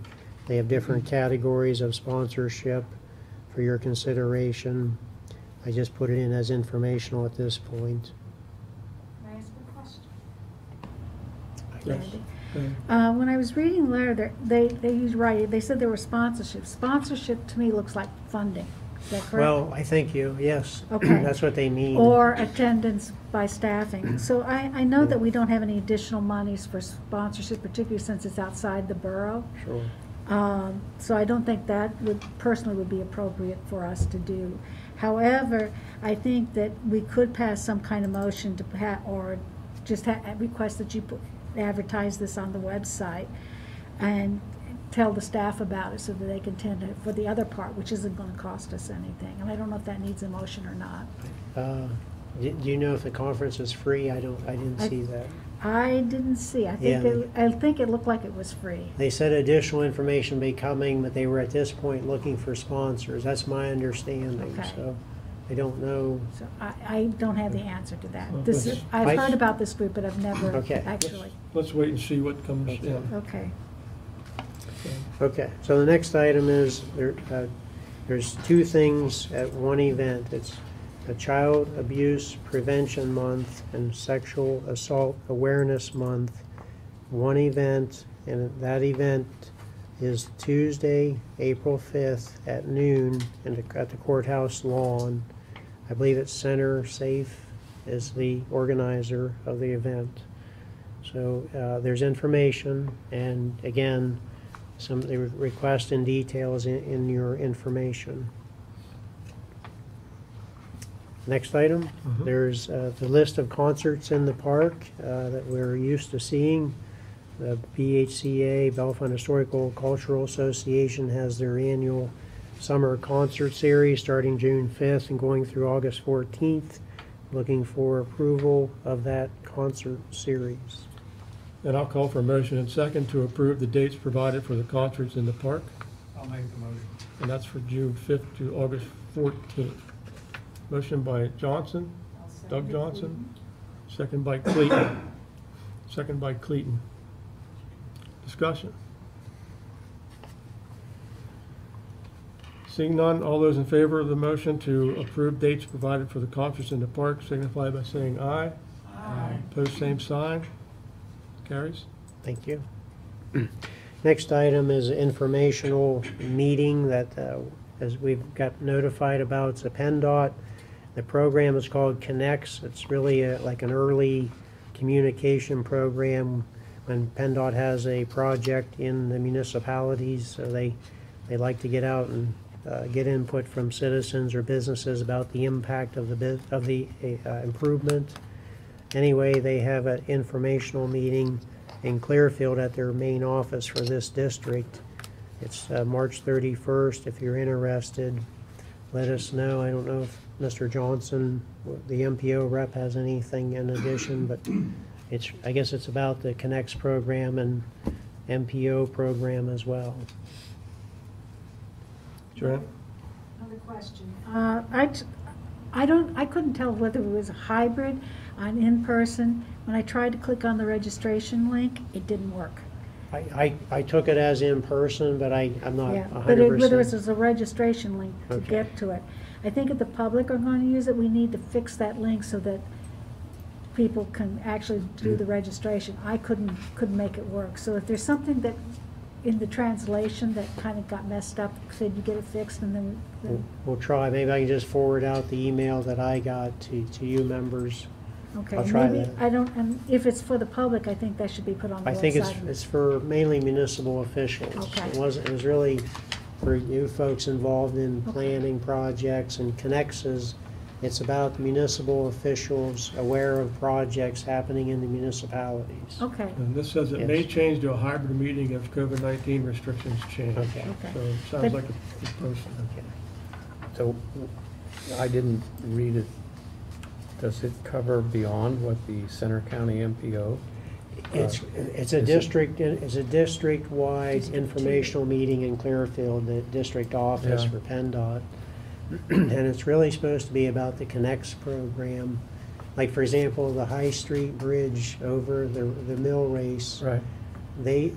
Through the Connects program, the PennDOT officials, representatives, have been here twice, I'll say it a Right. year or two ago, then a year or so before that.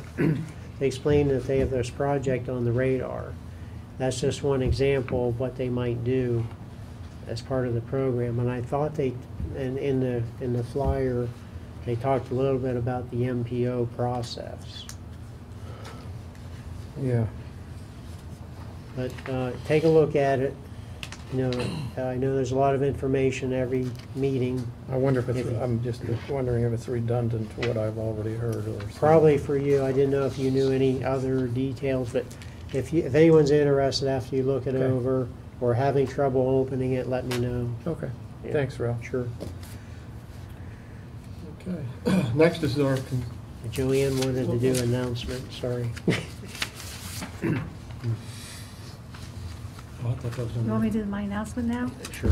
Okay, hold on, let me get to where my note is. Okay.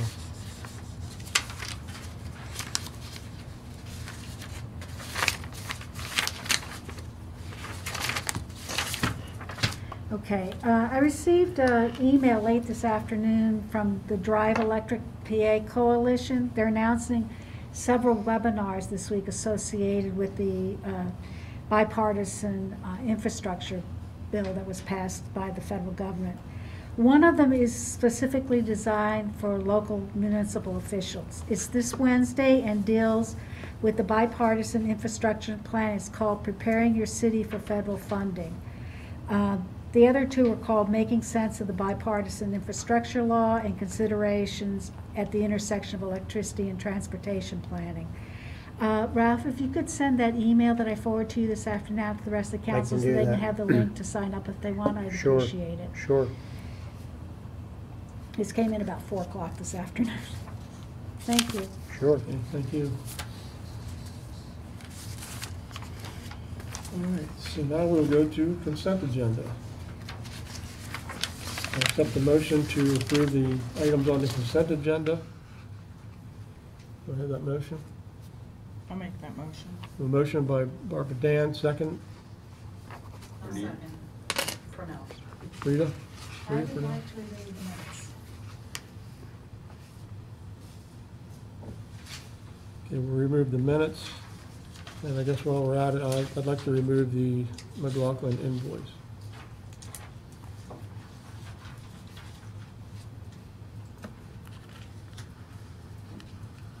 Okay, with that said, all those in favor of approving the consent agenda with the removal of council minutes and McLaughlin invoice signify by saying aye.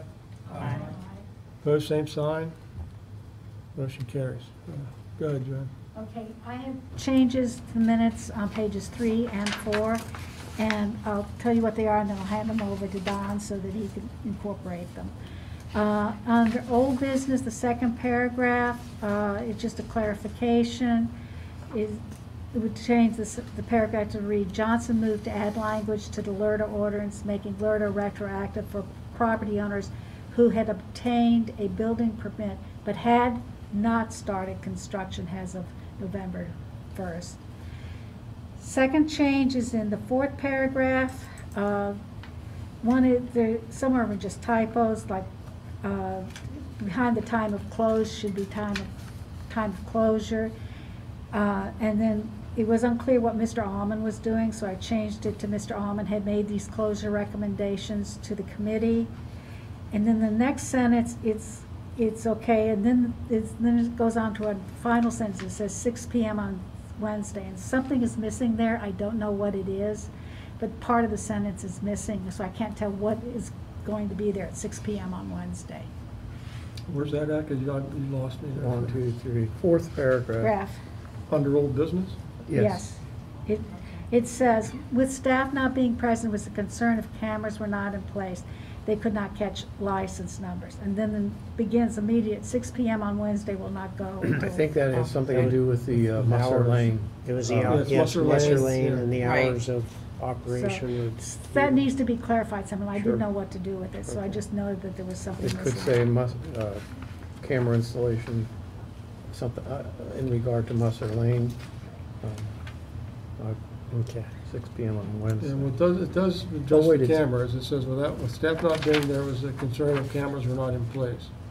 The facility will be open until 6 p.m. on Wednesdays, isn't it? Or- Not until we get the Until we get other the camera, camera, yeah, right. right. Right now, Right. it's 6 to 2, I think. 6 a.m. to 2 p.m. Yeah. Right, and then I think, Doug, what we were going to do is discuss having it open Yep. every day until Yep. 6, once we get that Yep. other camera. Yep, Okay. thank you. So, anyway, it was just confusing. And then on page 4, the last full paragraph, before the adjournment, the second sentence should say, rather than she also discussed, it should say, another resident who lives at the 247 in the 247, 261 half-block section of North Spring Street, so we know exactly where we're talking about, asked if it would be possible to shorten the length of parking spaces. And then the reason was because this half-block has duplex housing.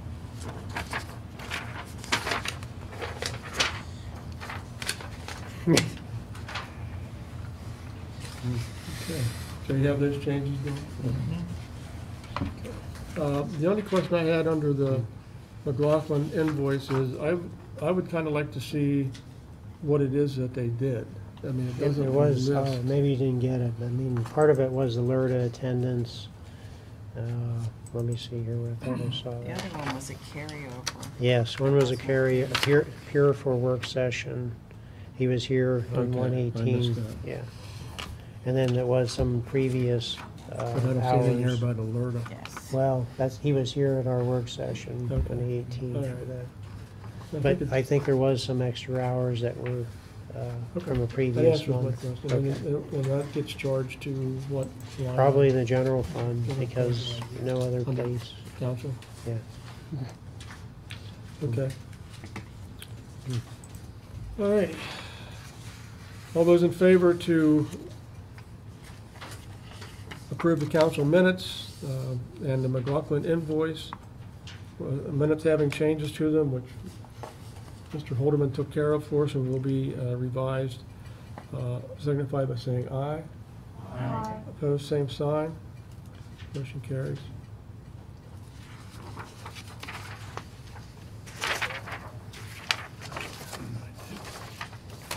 Okay, next up are our reports. Yeah. Can we go ahead and start? with Sure, the- sure. I believe the mayor is up first. Yes. I have this stuff down. We have Chief Weaver is here. He'll be going over the police report. I have met with the majority of police officers. It's been my pleasure to meet them and get to know them a little bit, and very proud of what they bring to the community. Went for a ride along with Chief Weaver, and once again, very proud of the example he sets for the entire police department. So thank you. I believe the chief. Thanks for my report. I don't know if anyone has any questions. The report that you got in your packet, how many pages is that? Because The one that the mayor's talking to is just your parking and animal control okay. That that was, we have right now. no, your police report was in there. Oh, it's Okay. in here. Oh, there it is. Okay, there should be 6 pages. Yeah, I think it's something like that. I got So it. I added 2. I put some extra information. So the one page says total offenses in case format. These are cases. Do you have that one? in I there? don't think I saw that I only one. got Yeah, Okay, so I gave Alyssa a hard copy to send out, and then I sent her another one with through the email, and it must not have came through, but I will rectify that. Do you have total call volume? I didn't see I didn't that. see that one. The traffic stops, citations, warnings, and criminal arrests. That's Okay, and department notes were there? Yes, Yes. Okay. And I threw in a little letter, I mean, since this goes to Yes. it's a public, Yeah. I threw in a little letter in the comment section, just reminding the public to put their numerics, their house numbers on there somewhere where we can see them on their porch or in the front of their house. Contrasting color, it's a real problem. well, it's actually a code issue. It's a code issue as well, but yeah, more importantly, it's an issue where Yeah. it's very frustrating. We're trying to get, for EMS or fire or police, and we're usually there before the EMS gets there, and, your chances of surviving something that has something to do with your heart is very, if you live in the borough or you have officers responding with AEDs, your chance of survival is very, very high. But if we can't get to your house because we can't see the numbers, it's very frustrating for us, and it could be very detrimental to your health. So that and the, I think I mentioned about the pedestrians. It's nice out, a lot of people going out walking. We're ramping up our pedestrian enforcement and foot patrols downtown on the weekends. So if you have any questions, I will forward the report out again to include some of that additional information. I like the idea in your letter how you called to both the pedestrians and the drivers. Right. To do their part. Oh, yeah, it's everybody, because we're all pedestrians and drivers usually, so. Very good. It's about 50-50 down the middle if you look at the statistics. The causes of the accidents, they're not on purposes, they're accidents. And most of it's just not paying attention or being in too much of a hurry to get somewhere. Sure. But if there's any questions, feel free to ask. And have a good day. Thank you, Pete. Thanks. Thank you. Moving on. So you want, We have Office of Community Affairs. Gina has her report included. She's here to answer any questions. I would happy to assist if necessary. There is a question here, or a motion. that's what I'm leading to right now. Yes, so I can, do you want to? Well, I can go over some of Okay. it here. I'm going to start with the planning because that came Okay. first. All right. And the Planning Commission made a motion to recommend approval of the height increase of the maximum building height from 65 to 70 feet, conditional on receiving the county planning office review comments and holding a public hearing. So with that said, I'll call for a motion and second to approve the proposed zoning amendment to increase the building height from 65, amended in 2019, to 75 feet conditionally on receiving review comments from the county planning office and holding a public hearing. And this is only within the water. That's correct. Waterfront Be an district. amendment to the waterfront business district zoning only. I'll make the motion. Motion by Doug Johnson. Do we have a second? I'll second. Kent Bernier, second. Discussion.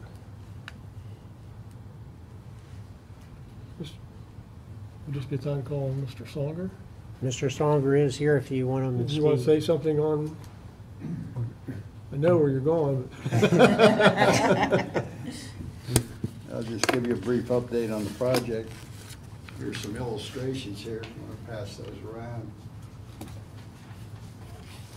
We all know we've got delayed in the implementation of our plan because of COVID. Like so many other, it's affected so many other things in our community and throughout the world, actually. But we're into our final design, and this handout, I don't know if we have, might be one short, might have to share there. But I can. just want to let you know that our vision really for this project has not changed. We want to do a high-quality development of the Bellefonte waterfront that will include a hotel, 80-room hotel. It'll also have a farm-to-table restaurant on the first floor, along with meeting rooms on the second floor, and then 3 floors of rooms. And one thing that local resident Ed Olson here, semi-retired architect, came up with, here again during the COVID recess, was to do a rooftop experience on top of the hotel. So if you flip back through, it's about the 3rd page. Yeah, we reviewed this during the work session too. What's that? We reviewed this during the work session as well. Gina, Oh, did you? Okay. Gina shared some of your slides from Monday Right. night's planning commission meeting. This is updated from the presentation we made to Planning Commission. My architect sent me this, but if you look at that 3rd floor, and he actually did an illustration. When you're in this lounge area up on the rooftop, you'll be looking out in the panoramic view of Bellefonte. And that really is the reason why we're requesting the change in the height limit. And there'll be also indoor seating and outdoor seating. So it'll seat about 100 people up there. Indoors, it'll be open year-round, and when weather permits, people will be able to sit outside. So the other thing that's changed since the last time you saw the project, again, Ed Olson recommended this. And Ed is working with our architect on the project. I really enjoyed over the years working with Ed. He's a great architect and he's a great visionary. Well, anyway, Ed suggested that we add residential condominiums on the creek side of the parking garage. So we're gonna have 5 floors of condominiums that'll be over top actually of the first floor space will be commercial, okay? So we're gonna have about 25,000 square feet of commercial in the parking garage that will extend out towards the promenade. And then in building 3, we're gonna have, it's also gonna be a total of 6 floors. First floor there will have about 15,000 square feet of commercial and 5 floors of condos. There'll be 7 condominiums per floor on building 3. And the condominiums we're gonna have some 1 bedrooms, 2 bedrooms, and 3 bedrooms. So we're gonna have a wide choice, and it's our goal, as soon as we know everything's in order, and believe me, this is really financially challenging times, but it's just hard if you try to do anything at your home renovation-wise or building, maybe you know somebody's trying to build a new home. It's just hard to pin down costs these days, and it's even harder to get material when you need it. But we're proceeding forward. But our goal relative to the condominiums, and we've had a lot of interest in this, I want to tell you, even I've had calls from people who love Bellefonte, and maybe they grew up here, but the one lady lives in Maryland, and she comes back often to visit her friends and family, but for now she wants a second home on the waterfront with the idea that maybe one day her and her husband will actually move back here permanently. So we're getting calls like that, but it's our intent to, when we move forward with the condominium construction, to actually give people the opportunity to customize their unit just like you would customize your home if you were building a fee simple home on a fee simple lot. We're going to be making a presentation to HARB in early April, and my architect will be present when we do that. Like I say, you can look through here. The second page shows this is the creek side. There's a balcony protruding out towards Spring Creek. From the second floor, it will have a roof over it, and people can sit under the balcony on the first floor outside the restaurant area. Okay, so the idea with the promenade and everything we're planning here is to, bring people to this area, but more importantly, people are going to come stay at the hotel. They're going to patronize all the businesses downtown, and to us, that's one of our main goals, is to help all the other businesses that are here. But all the materials is going to be high quality construction, very energy efficient building, and we're really looking forward to hopefully getting this started this summer. As far as the height goes, we don't really think that the height of these buildings is going to be really out of character with current buildings that exist in Bellefonte. And actually, if you think about it, when you proceed from our site up the hill to the courthouse, there's about a 60-foot elevation difference just walking up the street. So again, I give credit to Ed for his suggestion on the condominiums on the creek side of the parking garage. So even when you drive down Water Street, it's really going to be a nice visual, aesthetically pleasing experience. Sometimes parking garages can be a little ugly, okay? So we're doing our best here to spruce this up and make it look really good. So we requested the 75-foot limit just in case something else might come up. We don't expect it to, and actually the parking garage and the third building will be under 65 foot in height, but with that Rooftop Experience, we're going to be a little bit over 70 feet, so that's why we requested the 75. So, anybody have any questions of me? Okay. Okay. Will they be rentals or will they all be sold? No, they could be rented, yes, they can be. I mean, the idea is to bring people down town and get people living here. We did a focus group, had a consultant do a focus group on this issue with some people who expressed an interest in the condominiums. And the one thing that was loud and clear from the focus group people was, I'm not coming unless you build the hotel in the parking garage, okay? So anyway, but like I say, people will be able to customize their unit. They're gonna have an outdoor experience patio in their unit also. The 2 bedrooms units will have a den also. So we're talking over 2,200 square feet here. So this is not a small unit. And the 1 bedrooms will be about, I think about 800 or 900 square feet in 1 bedrooms. But they're not gonna be a hotel room. This is gonna be a pretty nice condominium, a real nice condominium, particularly when you have the opportunity to customize it the way you would your own home if you were building a home. So, and they're all gonna be very energy efficient. I mean, that's very important to the hotel and the commercial spaces, that they're energy efficient, because that lowers their operating costs as far as that goes. So we got our team in place. We're working hard to get the design drawings done and get bids in. Hopefully, if everything comes together, we might hopefully be able to start summer to fall somewhere in there. But we just really want to get going on this as soon as we can, because we know that maybe prices aren't going to come back down. Yeah. So we got to take advantage of it as soon as we can. Okay. Any other questions? Thank you for coming in. Appreciate Okay, it. thank you. All right, so any further discussion on the motion? Seeing none, then I'll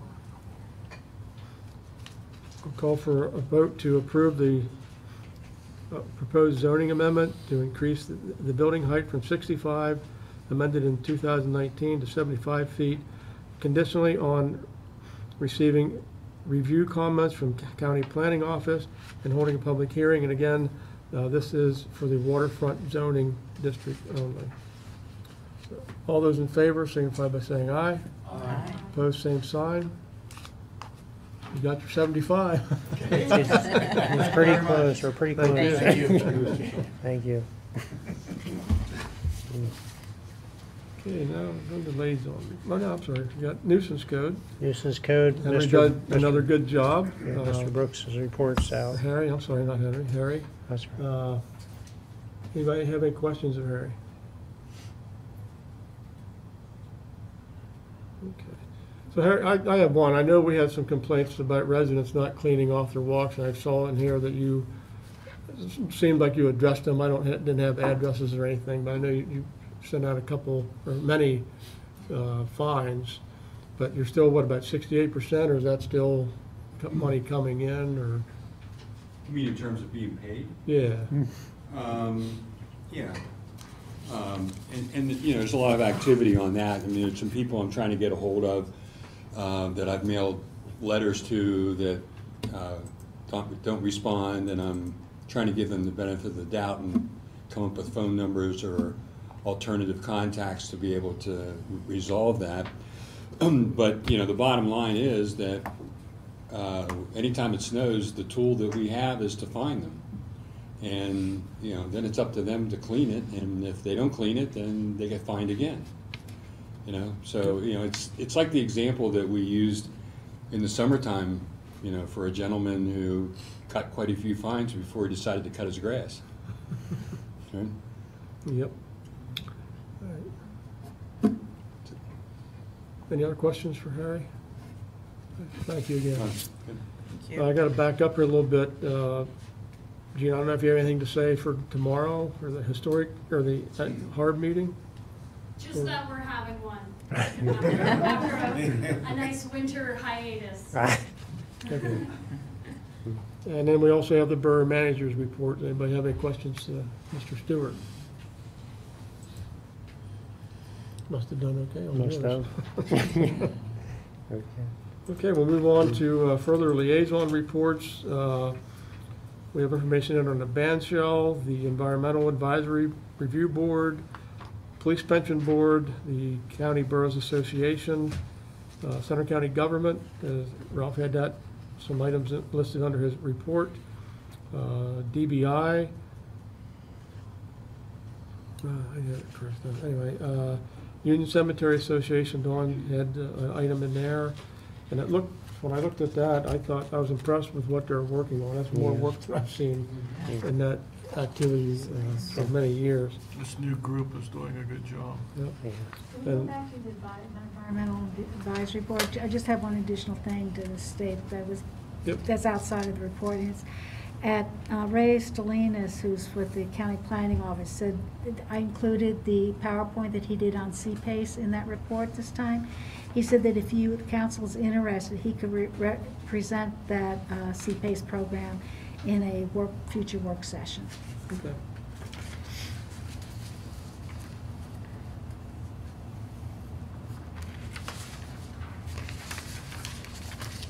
Thank you.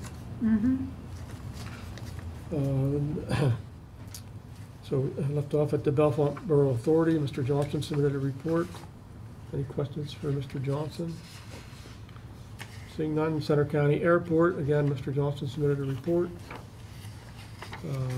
Below then, nothing added till Center Region Council of Government. There was a Public Safety Meeting Committee that was canceled, so they canceled the last two meetings, the past 2 months. Workplace Safety Committee met.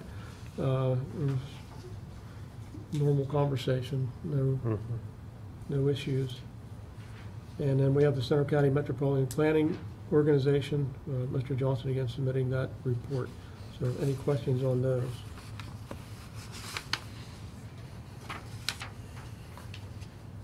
Okay, seeing none, we'll go into current and old business.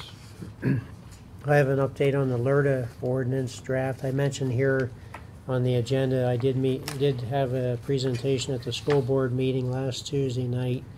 And then Thursday went over the commissioners' informational meeting.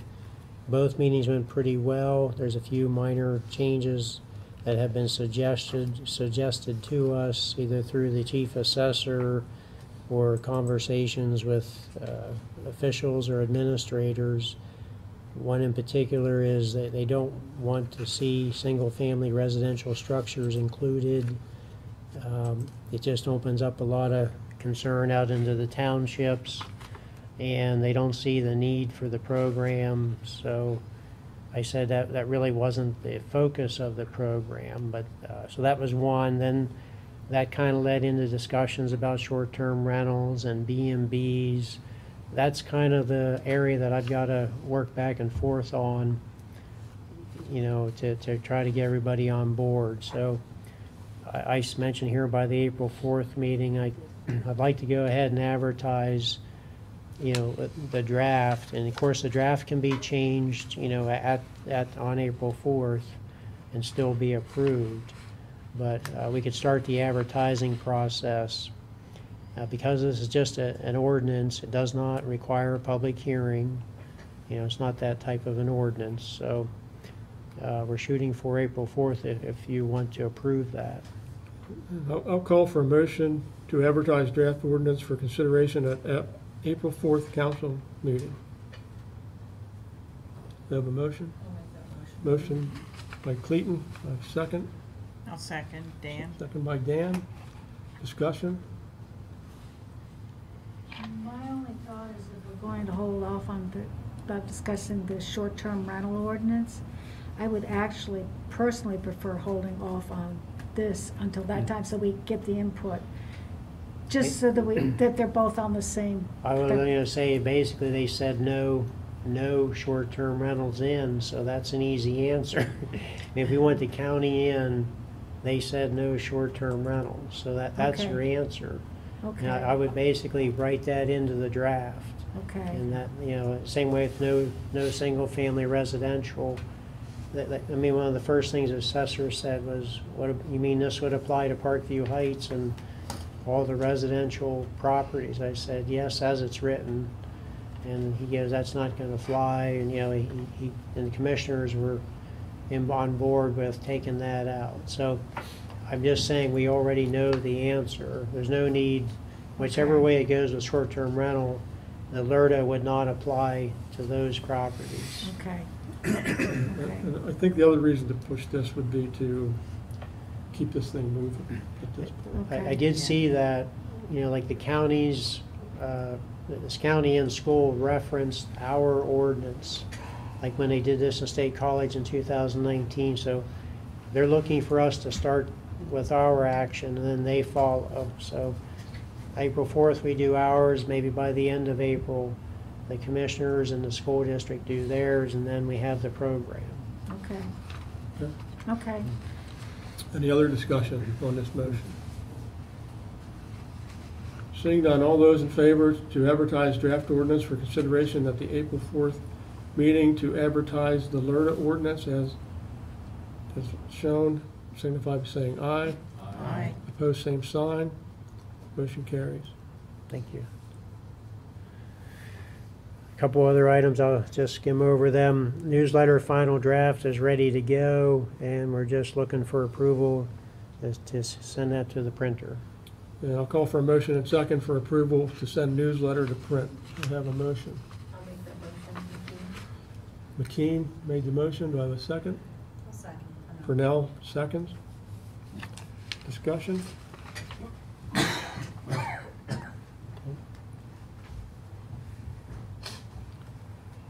Seeing none, all those in favor to approve the motion to send a newsletter to print signify by saying aye. Aye. Opposed, same sign. Motion carries. Thank you. Special event permitting application, we're going to be working with staff on that. Mr. Allman was away last week, so everybody okay? Coming around over there. Okay. So we're hopefully maybe by the next meeting we'll have a little improved update draft for you to take a look at. Next item, update on storage container for the Croquet field maintenance. That was discussed in our work session this evening. It's your consideration to approve or not approve. So I'll call for a motion to approve the storage container for the Croquet field maintenance to be stored in the parking stall alongside the old Subway shop. I have that motion. I'll make that motion. Clayton makes the motion. Do I have a second? I'll second. Second, Barb Dan. Discussion? Seeing none, all those in favor signify by saying aye. Aye. Opposed, same sign. Motion carries. Okay. Next item, curbside pickup meter spaces for downtown businesses. We started this program when COVID hit, and it's still in effect. It's been reduced a little bit, and I think the idea is when do we put an end, or do we set a sunset period to it for your consideration? Are they still being used? I don't know. I'm not sure. Do we want a motion on the table first and then Well, discuss it, or what do you want? We could do it either. Let's just go ahead and I'll call for a motion to extend the arrangements with the pickup meter spaces for food pickup. I'll make the motion. Motion. Discussion. For how long? Well, I think we're gonna. Try to discuss it after if I get a second, then we can. So a motion by Johnson, do I have a second? Veneer seconds. Now we can discuss. Okay, I had a question from some residents. You guys, us, approved until the end of February, I think, or March, or February. So what are you doing? You know, we see it's still in place. Are you? So all I said to the resident was, I will bring it to council. We'll make a clarification. I'm happy to keep it in place if it's helping the businesses. I'm fine with it. If we don't want to, that's fine. So Have we heard any complaints about it? Are we having people complaining that it's taken away a parking spot? I have not I heard have not any. either. No. And we have businesses that are using it. Isn't Bellefonte Walk, their curbs? To the best of my takeout knowledge, only, they're right? still the businesses that have one each are still using them. And I haven't heard a strain on not being. Bonfados uses it, I know. Yeah, I haven't heard that there's a strain on no parking available because of the spaces still being designated for pickup. So I'm fine, my opinion is I'm fine with keeping it in place till the end of March, or review it again in April. I'm fine with keeping it in place, but. Well, why don't we go to the second meeting in April, because that'll be a month from now. Good idea. And revisit it, Well, that's up to, So- I love your suggestion. So we would need an amendment? Or you could just table this. And it'll come up, it'll come up in the second meeting in April. Okay. So I move to table this discussion until the second meeting in April. That takes care of it. I'll second it. All those in favor? So it remains in So place. the answer to your neighbor is yes, we're extending it. That's correct. Okay, and that was a confusing way of saying it. And I think it's Okay. confusing for the police department because they don't know whether to ticket them or not. Yeah, I want to say, you may want to talk with Gabby and Scott. They're downtown, they hear all the complaints. Sure. So wanted to check with them before. Well, we're definitely gonna, I think we're. Get some going input to- from them, they'll let you know. But we need to let you guys know that we've extended it, so Oh, yeah. you can do So, your and enforcement. meanwhile, if you could have Gabby and them say, what kind of comments have they heard about? That's what That I will did, be- that's perfect. That will be Yeah. helpful Perfect, for yeah. the second meeting in April. Okay, let's get voting on this motion here again. So all those in favor of extending till the second meeting is, I don't have to do that. Just we're Tabled just tabling until- it to the second meeting of April. All those in favor signify by saying aye. Aye. Opposed, same sign. That motion carries, so we'll table that until the second meeting in April. Next item is a Wood Street storm drain issue. It's a problem we're trying to figure out how to solve without spending a fortune. I talked to Matt Allman today in our staff meeting, and he was out last week. He has to go out with a survey equipment, a transit, and see what the grade is to get the water flow from this storm drain that isn't working. That Wood Street, if you're familiar with, it's like at the bottom of the bathtub, and the water really has no place to go. So he's trying to figure out how to solve the problem, and just getting back, he's not ready. I think I noted we would try to have an update or to get some information to you, maybe by the next meeting. And we'll keep this on the burner, or keep it on our goals list, and try to work towards a solution. Next item we also added to the list, it's in regard to code services or interactions with code and people getting building permits. I didn't have all the details. We were trying to get everything on the agenda. So I made some notes here that may not be exactly correct.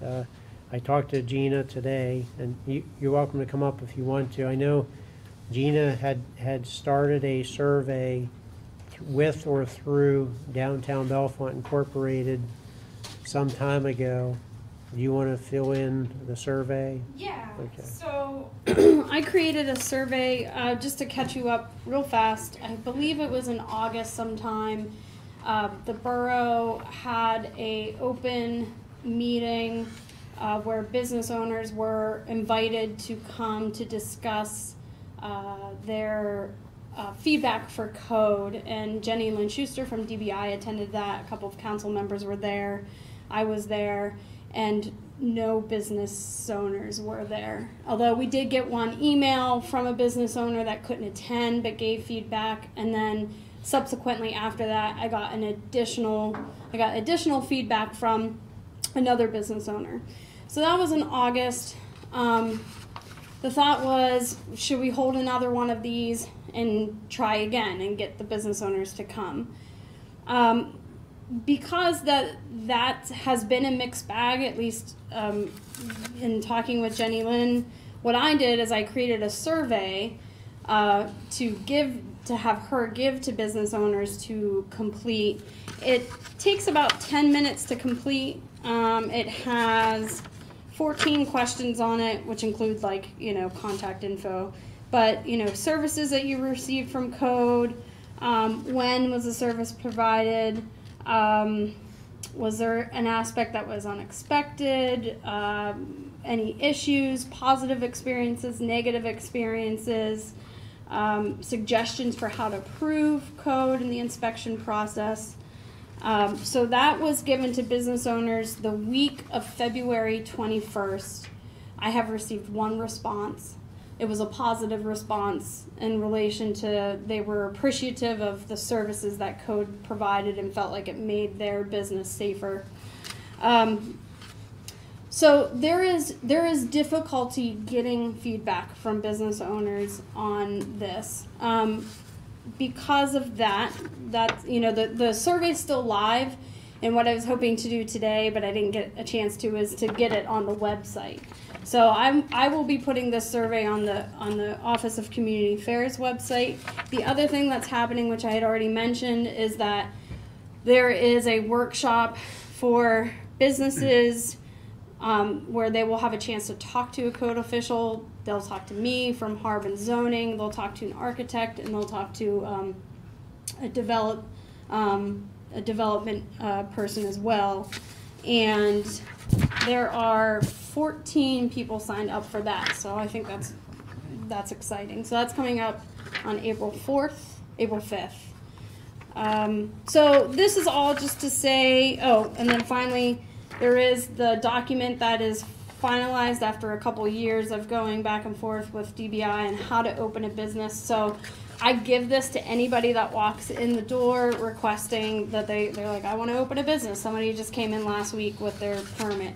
I gave them this document, and it's kind of like a step-by-step on how it works with code, HARB, zoning, all of that.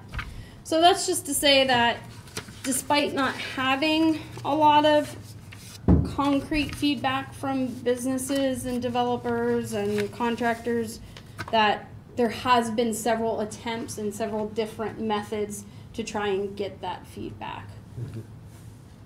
I would just add real quick, we put a copy of the current agreement contract with Center Region Code at the table.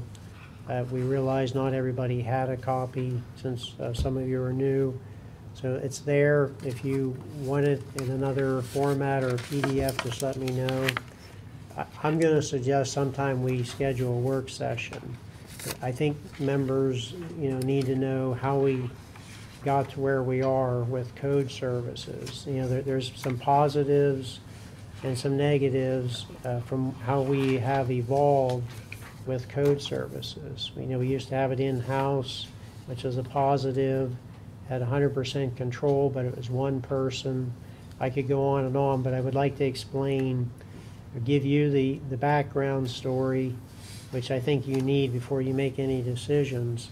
And the other very key point in the agreement is you have to give 1 year's notice ahead of time if you're going to get out. So it's just so that they can plan and absorb any, you know, financial issues.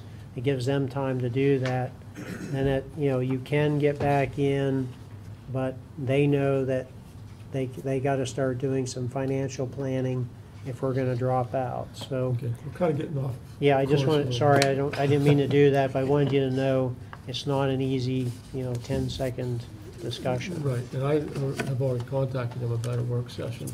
Okay. Maybe April or May. Okay, I was thinking us and the different types of services that are available to us. And that was specifically for the new members of council. Okay.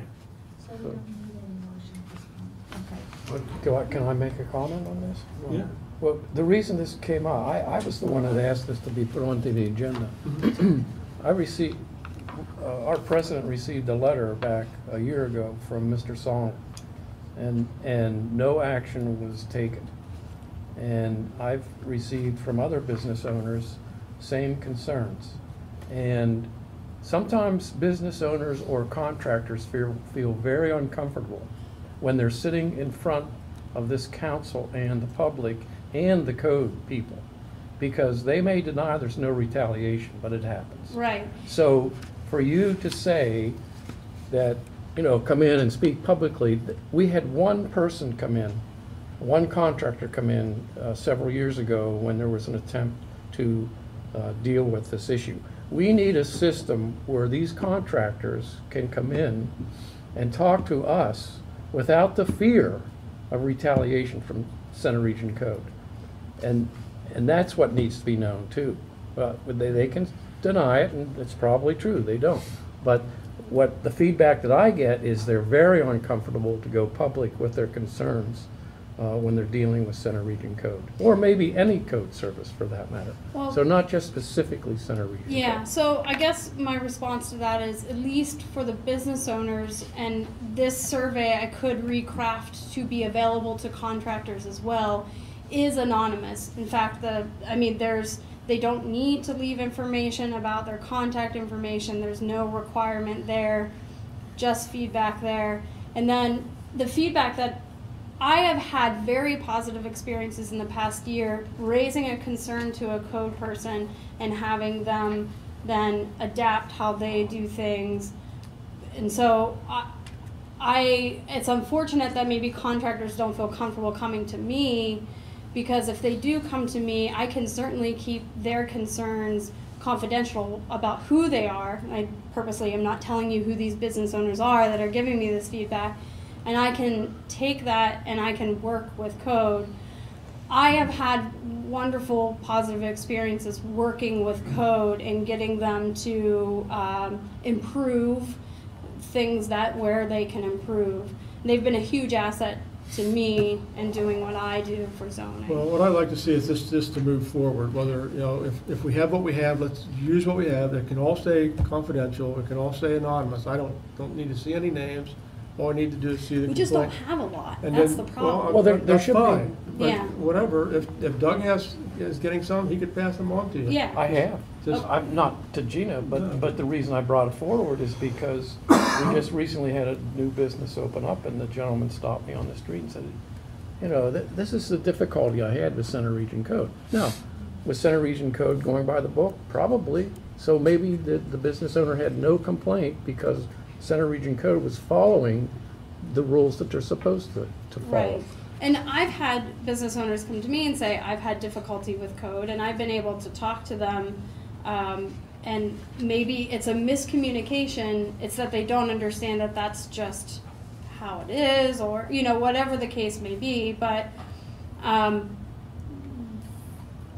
don't mind acting as the liaison between the borough and code. So if there are anybody that has concerns about code, and they're able to come to me, and I'm willing and able to find a way to craft that feedback in a way that hopefully we can get something positive from it. I think when the Gamble Mill was completed, I think there should have been an exit interview with you and borough staff and Center Region Code.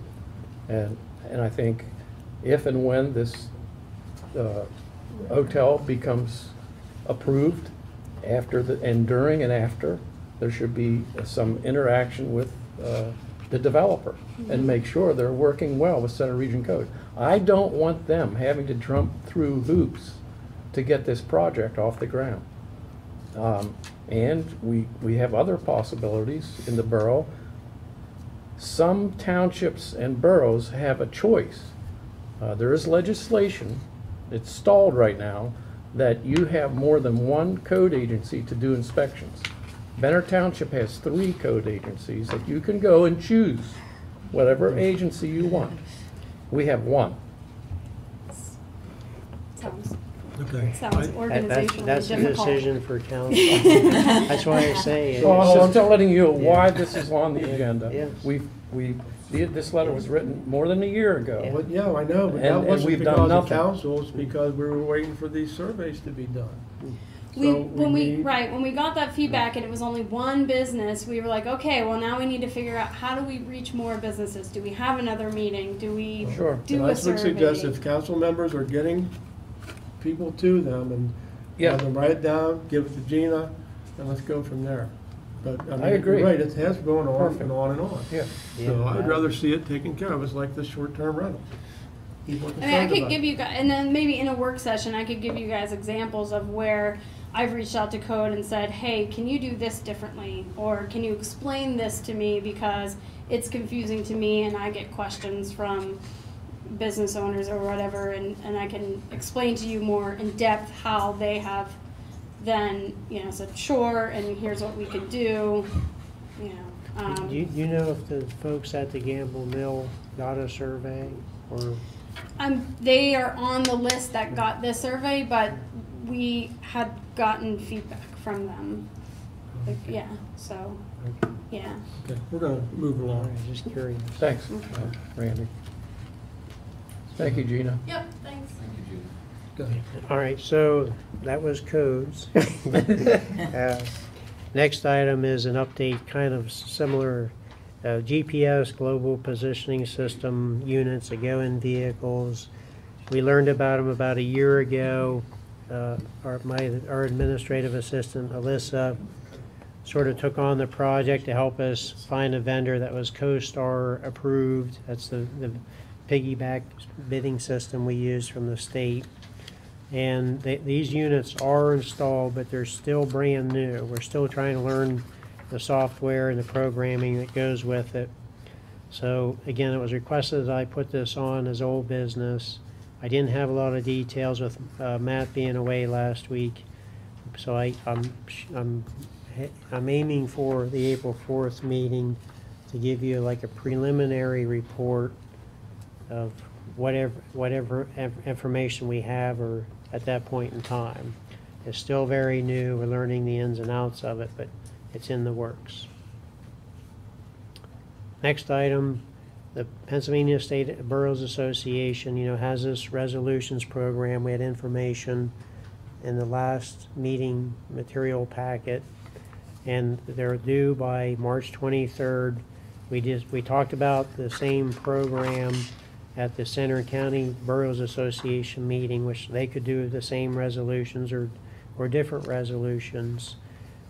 We bring it up. We just bring it up for any resolution you might have, but we do have one from Councilmember Tosti Vasey that brought it to our attention. I think was the day of the meeting or The night before. Yeah, I think something like we brought it up in the meeting, then we had a meeting or virtual meeting on Friday. So what happened was after the Boroughs Association meeting, I had crafted the resolution that I presented to the That's Center right. County Association of Boroughs. Went to another meeting. 5 minutes after that meeting ended, I got a call from the National Infrastructure Bank Coalition asking for a meeting between Randy, Don, Ralph, and myself for the next morning, knowing that we had this meeting this evening. So we met Friday morning. They did a presentation, which was included in your packet with the PowerPoint presentation they did, and then they sent some additional materials to give you further detailed background beyond what I had presented at that meeting on Thursday afternoon. So that's all in your packet. It's a lot of information. Yes. But it kind of gives you a better idea of what this whole thing is about.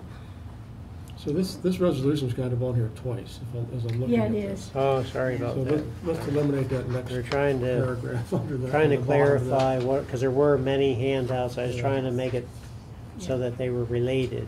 So we're gonna talk about what's, the PSAB policy resolutions due, March 23rd, 2022. Consider the resolution that Joanne had sent us, and it's this page here, I do believe. Yes. Is what we're looking at right now. So I'll call for a motion to consider sending this resolution to PSAB Policy Resolutions Committee. Do I have that motion? So moved. Motion by Trustee Vasey, do I have a second? I'll second it, Clayton. Second by Clayton. Discussion? Yes, I do. This is a pretty big bill. I actually looked it up. It is 71 pages long. I don't feel that we really have ample time to, at least I don't, to look at this and really figure out what this bill's all about. So, I just think that we're rushing this way too much. So I've decided I cannot support this resolution at this time. I feel that I do need to be responsible to the citizens, and I just don't have enough information yet, or have been able to do enough research to find out if this is something that I really want to support. Any other discussion? Well, I've passed my gavel to Mr. Johnson. You can gavel me anytime. I'm also have concerns. I'm not that familiar with this banking system, and I try to put Bellefonte first, and we have lenders in Bellefonte, and we seem to work with them fine. From what I've learned from this program is that out of all these trillions of dollars that they're pulling in through selling these treasury bonds, Pennsylvania gets 17% of it. Then now you're competing with Philadelphia, Pittsburgh, Harrisburg. I don't know if Bellefonte stands a chance of getting any money to even start with, even though the resolution doesn't cost anything. I kind of agree with Ms. Dan. Don't know enough. Don't know enough. Especially when it hits you like boom. We're talking about just having a PSAB meeting, and then now we got a bank coming for us. To wants us to do a resolution. So I don't know. I'd like a little bit more information myself. May I? Yep. So, in terms of the Philadelphia versus Pittsburgh versus Bellefonte issue, the way the bill is designed is that it makes sure that the rule, there's a section in what the 76 pages that Barb was talking about that talks about making sure that the rural communities get their fair share. That one of the big problems with the bipartisan infrastructure bill is that they're all competitive, and it's the bigger places that get this. This is designed so that you have a small project that needs to get done, and you put your thing, go to this bank, whether we can do it at a local bank, which will have a limited length. The nice thing about this particular bill is if you have a 50-year piece of infrastructure that is expected to last by engineering standards for 50 years, this bill will give you a low interest rate for that entire 50 years. So you can spread out the cost over the entire time. Most of the other banking issues that we have, that's not possible, because with a commercial bank, they would like to have their money back as soon as possible. This would actually be able to spread out some of our costs, and in terms of our budgets, I think would be much easier to handle in the long term. I'll just leave it at that. Okay. So I'm going to vote for it. So we'll have a roll call vote on this. Okay. So is there any further discussion? Okay, so just read this again. So what we're doing is we're considering sending this resolution to the PSAB, to committee, Policy and Resolutions Committee. Nothing says it's going to get through that committee, but still send it. Yeah. What does that mean? What happens if we do that? Well, what is that I don't know, process? because we never got one submitted. It just didn't go through. It just kind of died. I think we sent some on the police radar or something over the time, but the members like yourself, resolution committee members, review all the resolutions that come in, and I think by majority vote, then they go to the board, and then we have delegates that vote on what should be supported on the hills, whether it's Harrisburg Hill or Washington Capitol Hill. The internal lobbyists and people like yourselves, when they go down to DC, that's what they take a brochure and say, this is our platform that we support. And this would be going to federal. Yes. Yes. So, Joanna, what happens is if we pass this evening, it goes to the Resolutions Committee, which Barb was at, member for Center County, is on that review board. That will meet in April, and they will have time to look at these bills, have further time to digest them, to get a better idea of what this all is about.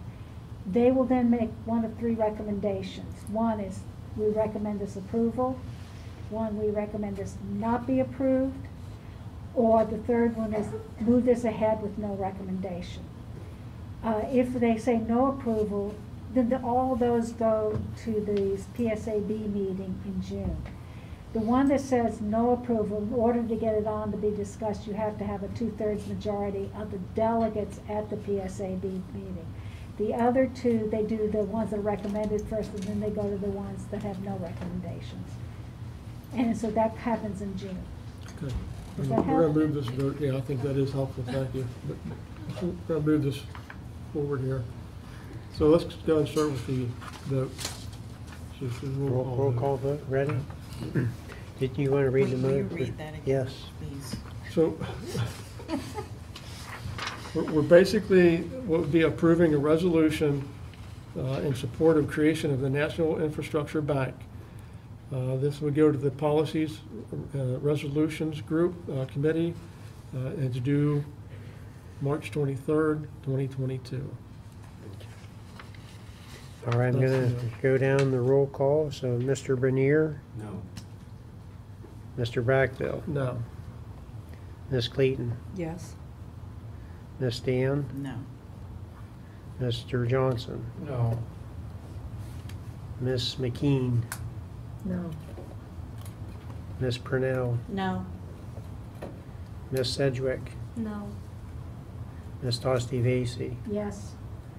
The noes have it. What was It's that? 2 to 7. 7. 7 to 2. Next item. Let me take a look here.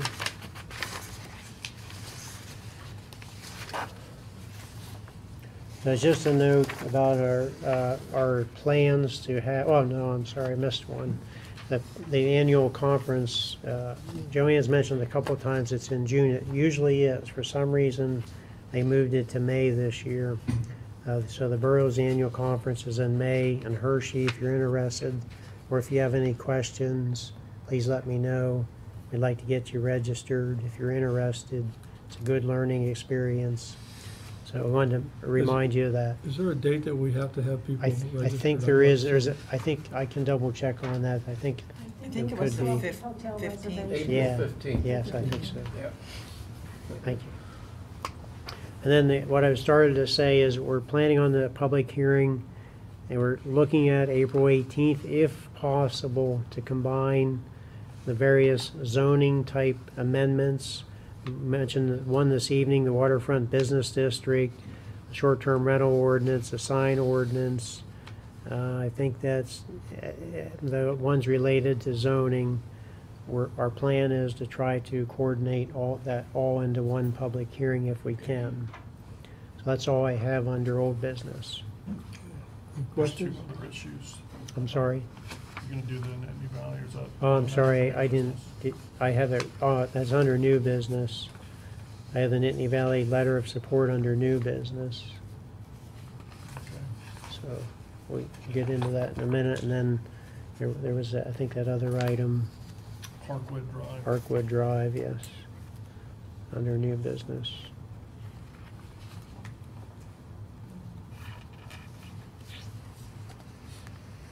Okay, go ahead. New business, okay, we have on the agenda, consider approving of a resolution for related to records retention schedule. Basically, we'd start following it. It's what the Pennsylvania Historical Museum Commission publishes. That's who looks at record retention schedules and produces that schedule. We're just saying we're gonna start following it and start to dispose of records that are no longer need to be retained. Okay, I'll call for a motion to pass resolution number 03212022-01, intent to follow municipal records retention schedule. Do I have a motion? I'll make the motion, Sedgwick. Sedgwick? Second by Clayton. Discussion? Just a question. What is the difference between this resolution and what we've done in the past in terms of getting records? Good question. Alyssa did a little research. This one is ongoing. Basically, as long as any records we have, we can go back to this resolution. If the term has expired, you don't have to retain it anymore. You probably won't see any more resolutions come up. We'll just start to find a way to dispose of those records. So what you're saying is this would streamline Yes. what has been doing, because instead of every couple of years Yes. saying, we're gonna get rid of this pile, and Yes. that pile. Yes, This they is just just- said, yeah. this date is passed, these no longer Yes. waited, we can get rid of them, you don't have to Yes. do anything else. Yeah, I think Okay. that's the difference. So. Okay. Mhm. Any other questions or discussions? Seeing none, all those in favor of passage of resolution number, I put my glasses on for this one again, number 03212-022-01, intent to follow municipal records retention schedule, signify by saying aye. Aye. Opposed, same sign. That passed. Next item is a request to run our leaf pickup process in maybe the beginning of April. Just catch up a few leaves. We did talk again to Matt today.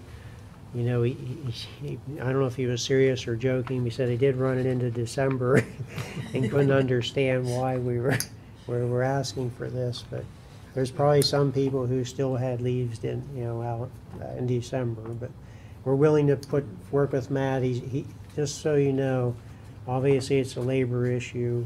We have 2 seasonal guys that have been coming back for about 10 years that are down to part-time, maybe 3 days a week till June. He doesn't know exactly when they're back. So once we get that figured out, we will get the word out, pick a time.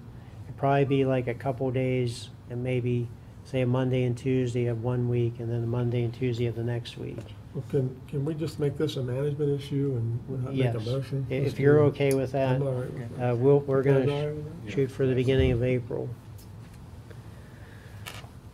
Let's see here. Have somebody to blame. Yeah. Okay, so the next item is establishing the ad hoc committee for the police contract renewal.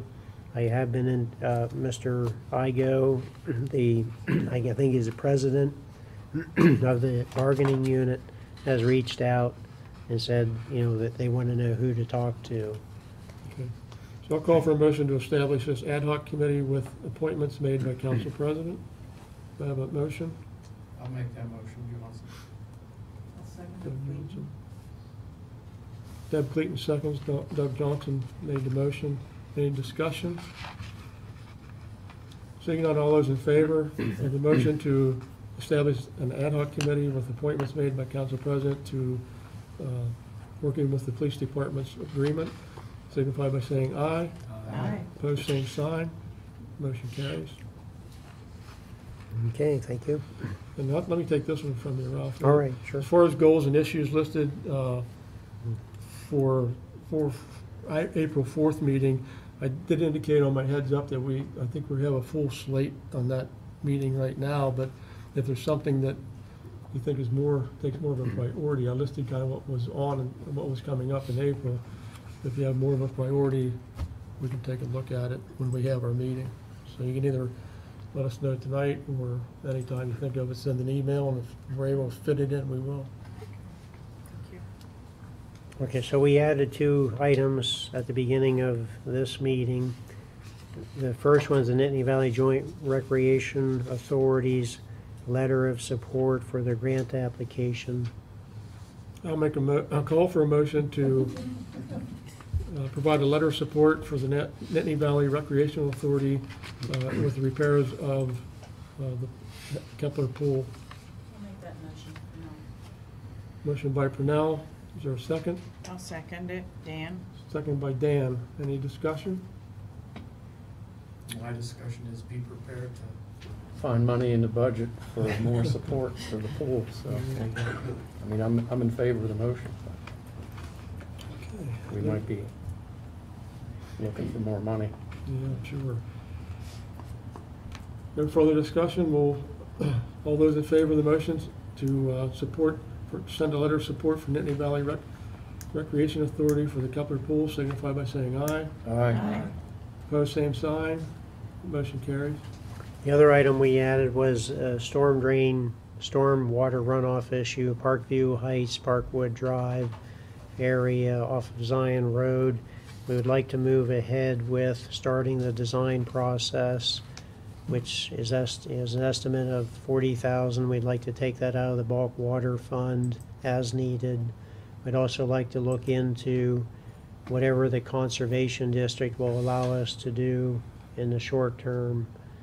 This would allow us to start the design work and for a permanent solution, hopefully maybe by 2023, if funds are available. So I'll make the motion to spend up to $40,000 out of the bulk water fund for the permitting process to repair the issues on stormwater runoff and to discuss with the conservation district as much of it we can do at this point without the permit. Okay, do we have a second? I'll second. Motion by Trustee Vacy, second by Bernier. Discussion. Being a member of the authority, this bulk water fund money, is this the one that's all, I mean, it's always ambiguous to me to call bulk water fund, and we do use the name interchangeably. Yeah. But your upcoming meeting is, like, right now the authority doesn't have any say in this money. Right. But you want to have say. I know, yeah, I know. So it's sort of all in the same pot, folks. It is. But the authority is offended if you're using their money. For our So I just wanted to comment on behalf of the authority that we need to get that meeting together. yeah, so I think we're shooting for next week. Yeah, right. 28th, Yeah. I believe, we're meeting. Hmm? I think it's the 28th. Yeah, I know I got the doodle calendar and I didn't fill my part in, so, but that's on me. But just so you all know that we're still working on that togetherness for the money. Right. Thank you. Any other discussion? I'm gonna pass my gavel one more time to Mr. Johnson, because I kind of feel like he does. It's a hell of a way to walk into this meeting with the water authority, to say we're taking this money right now, before you have any conversation with them. And is this something that could hold off?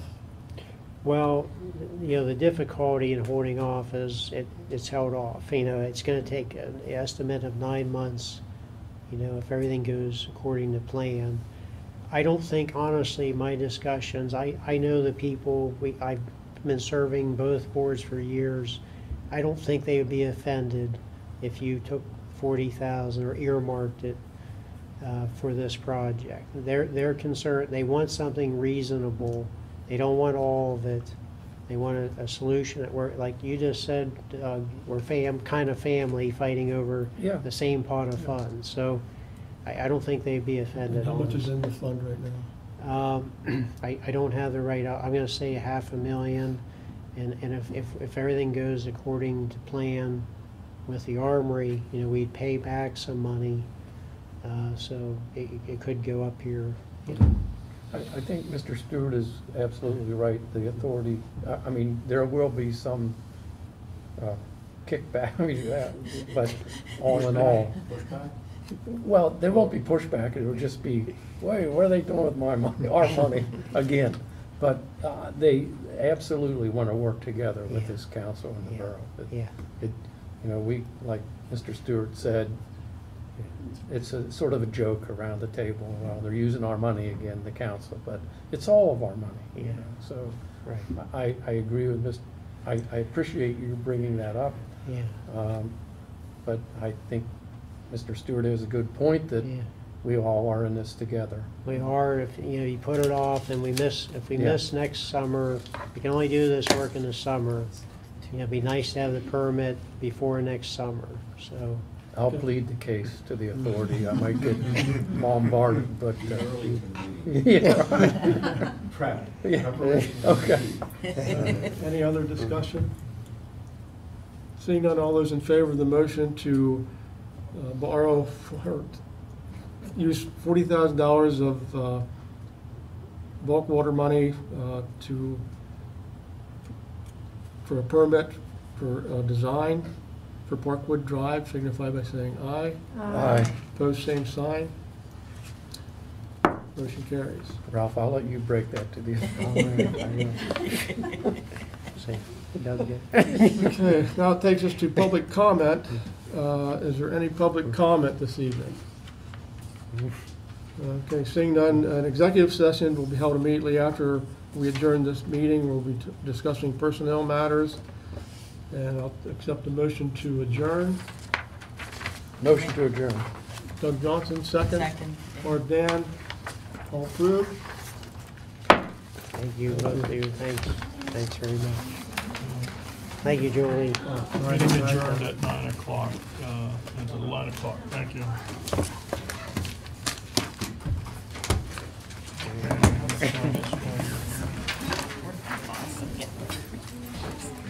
That's all real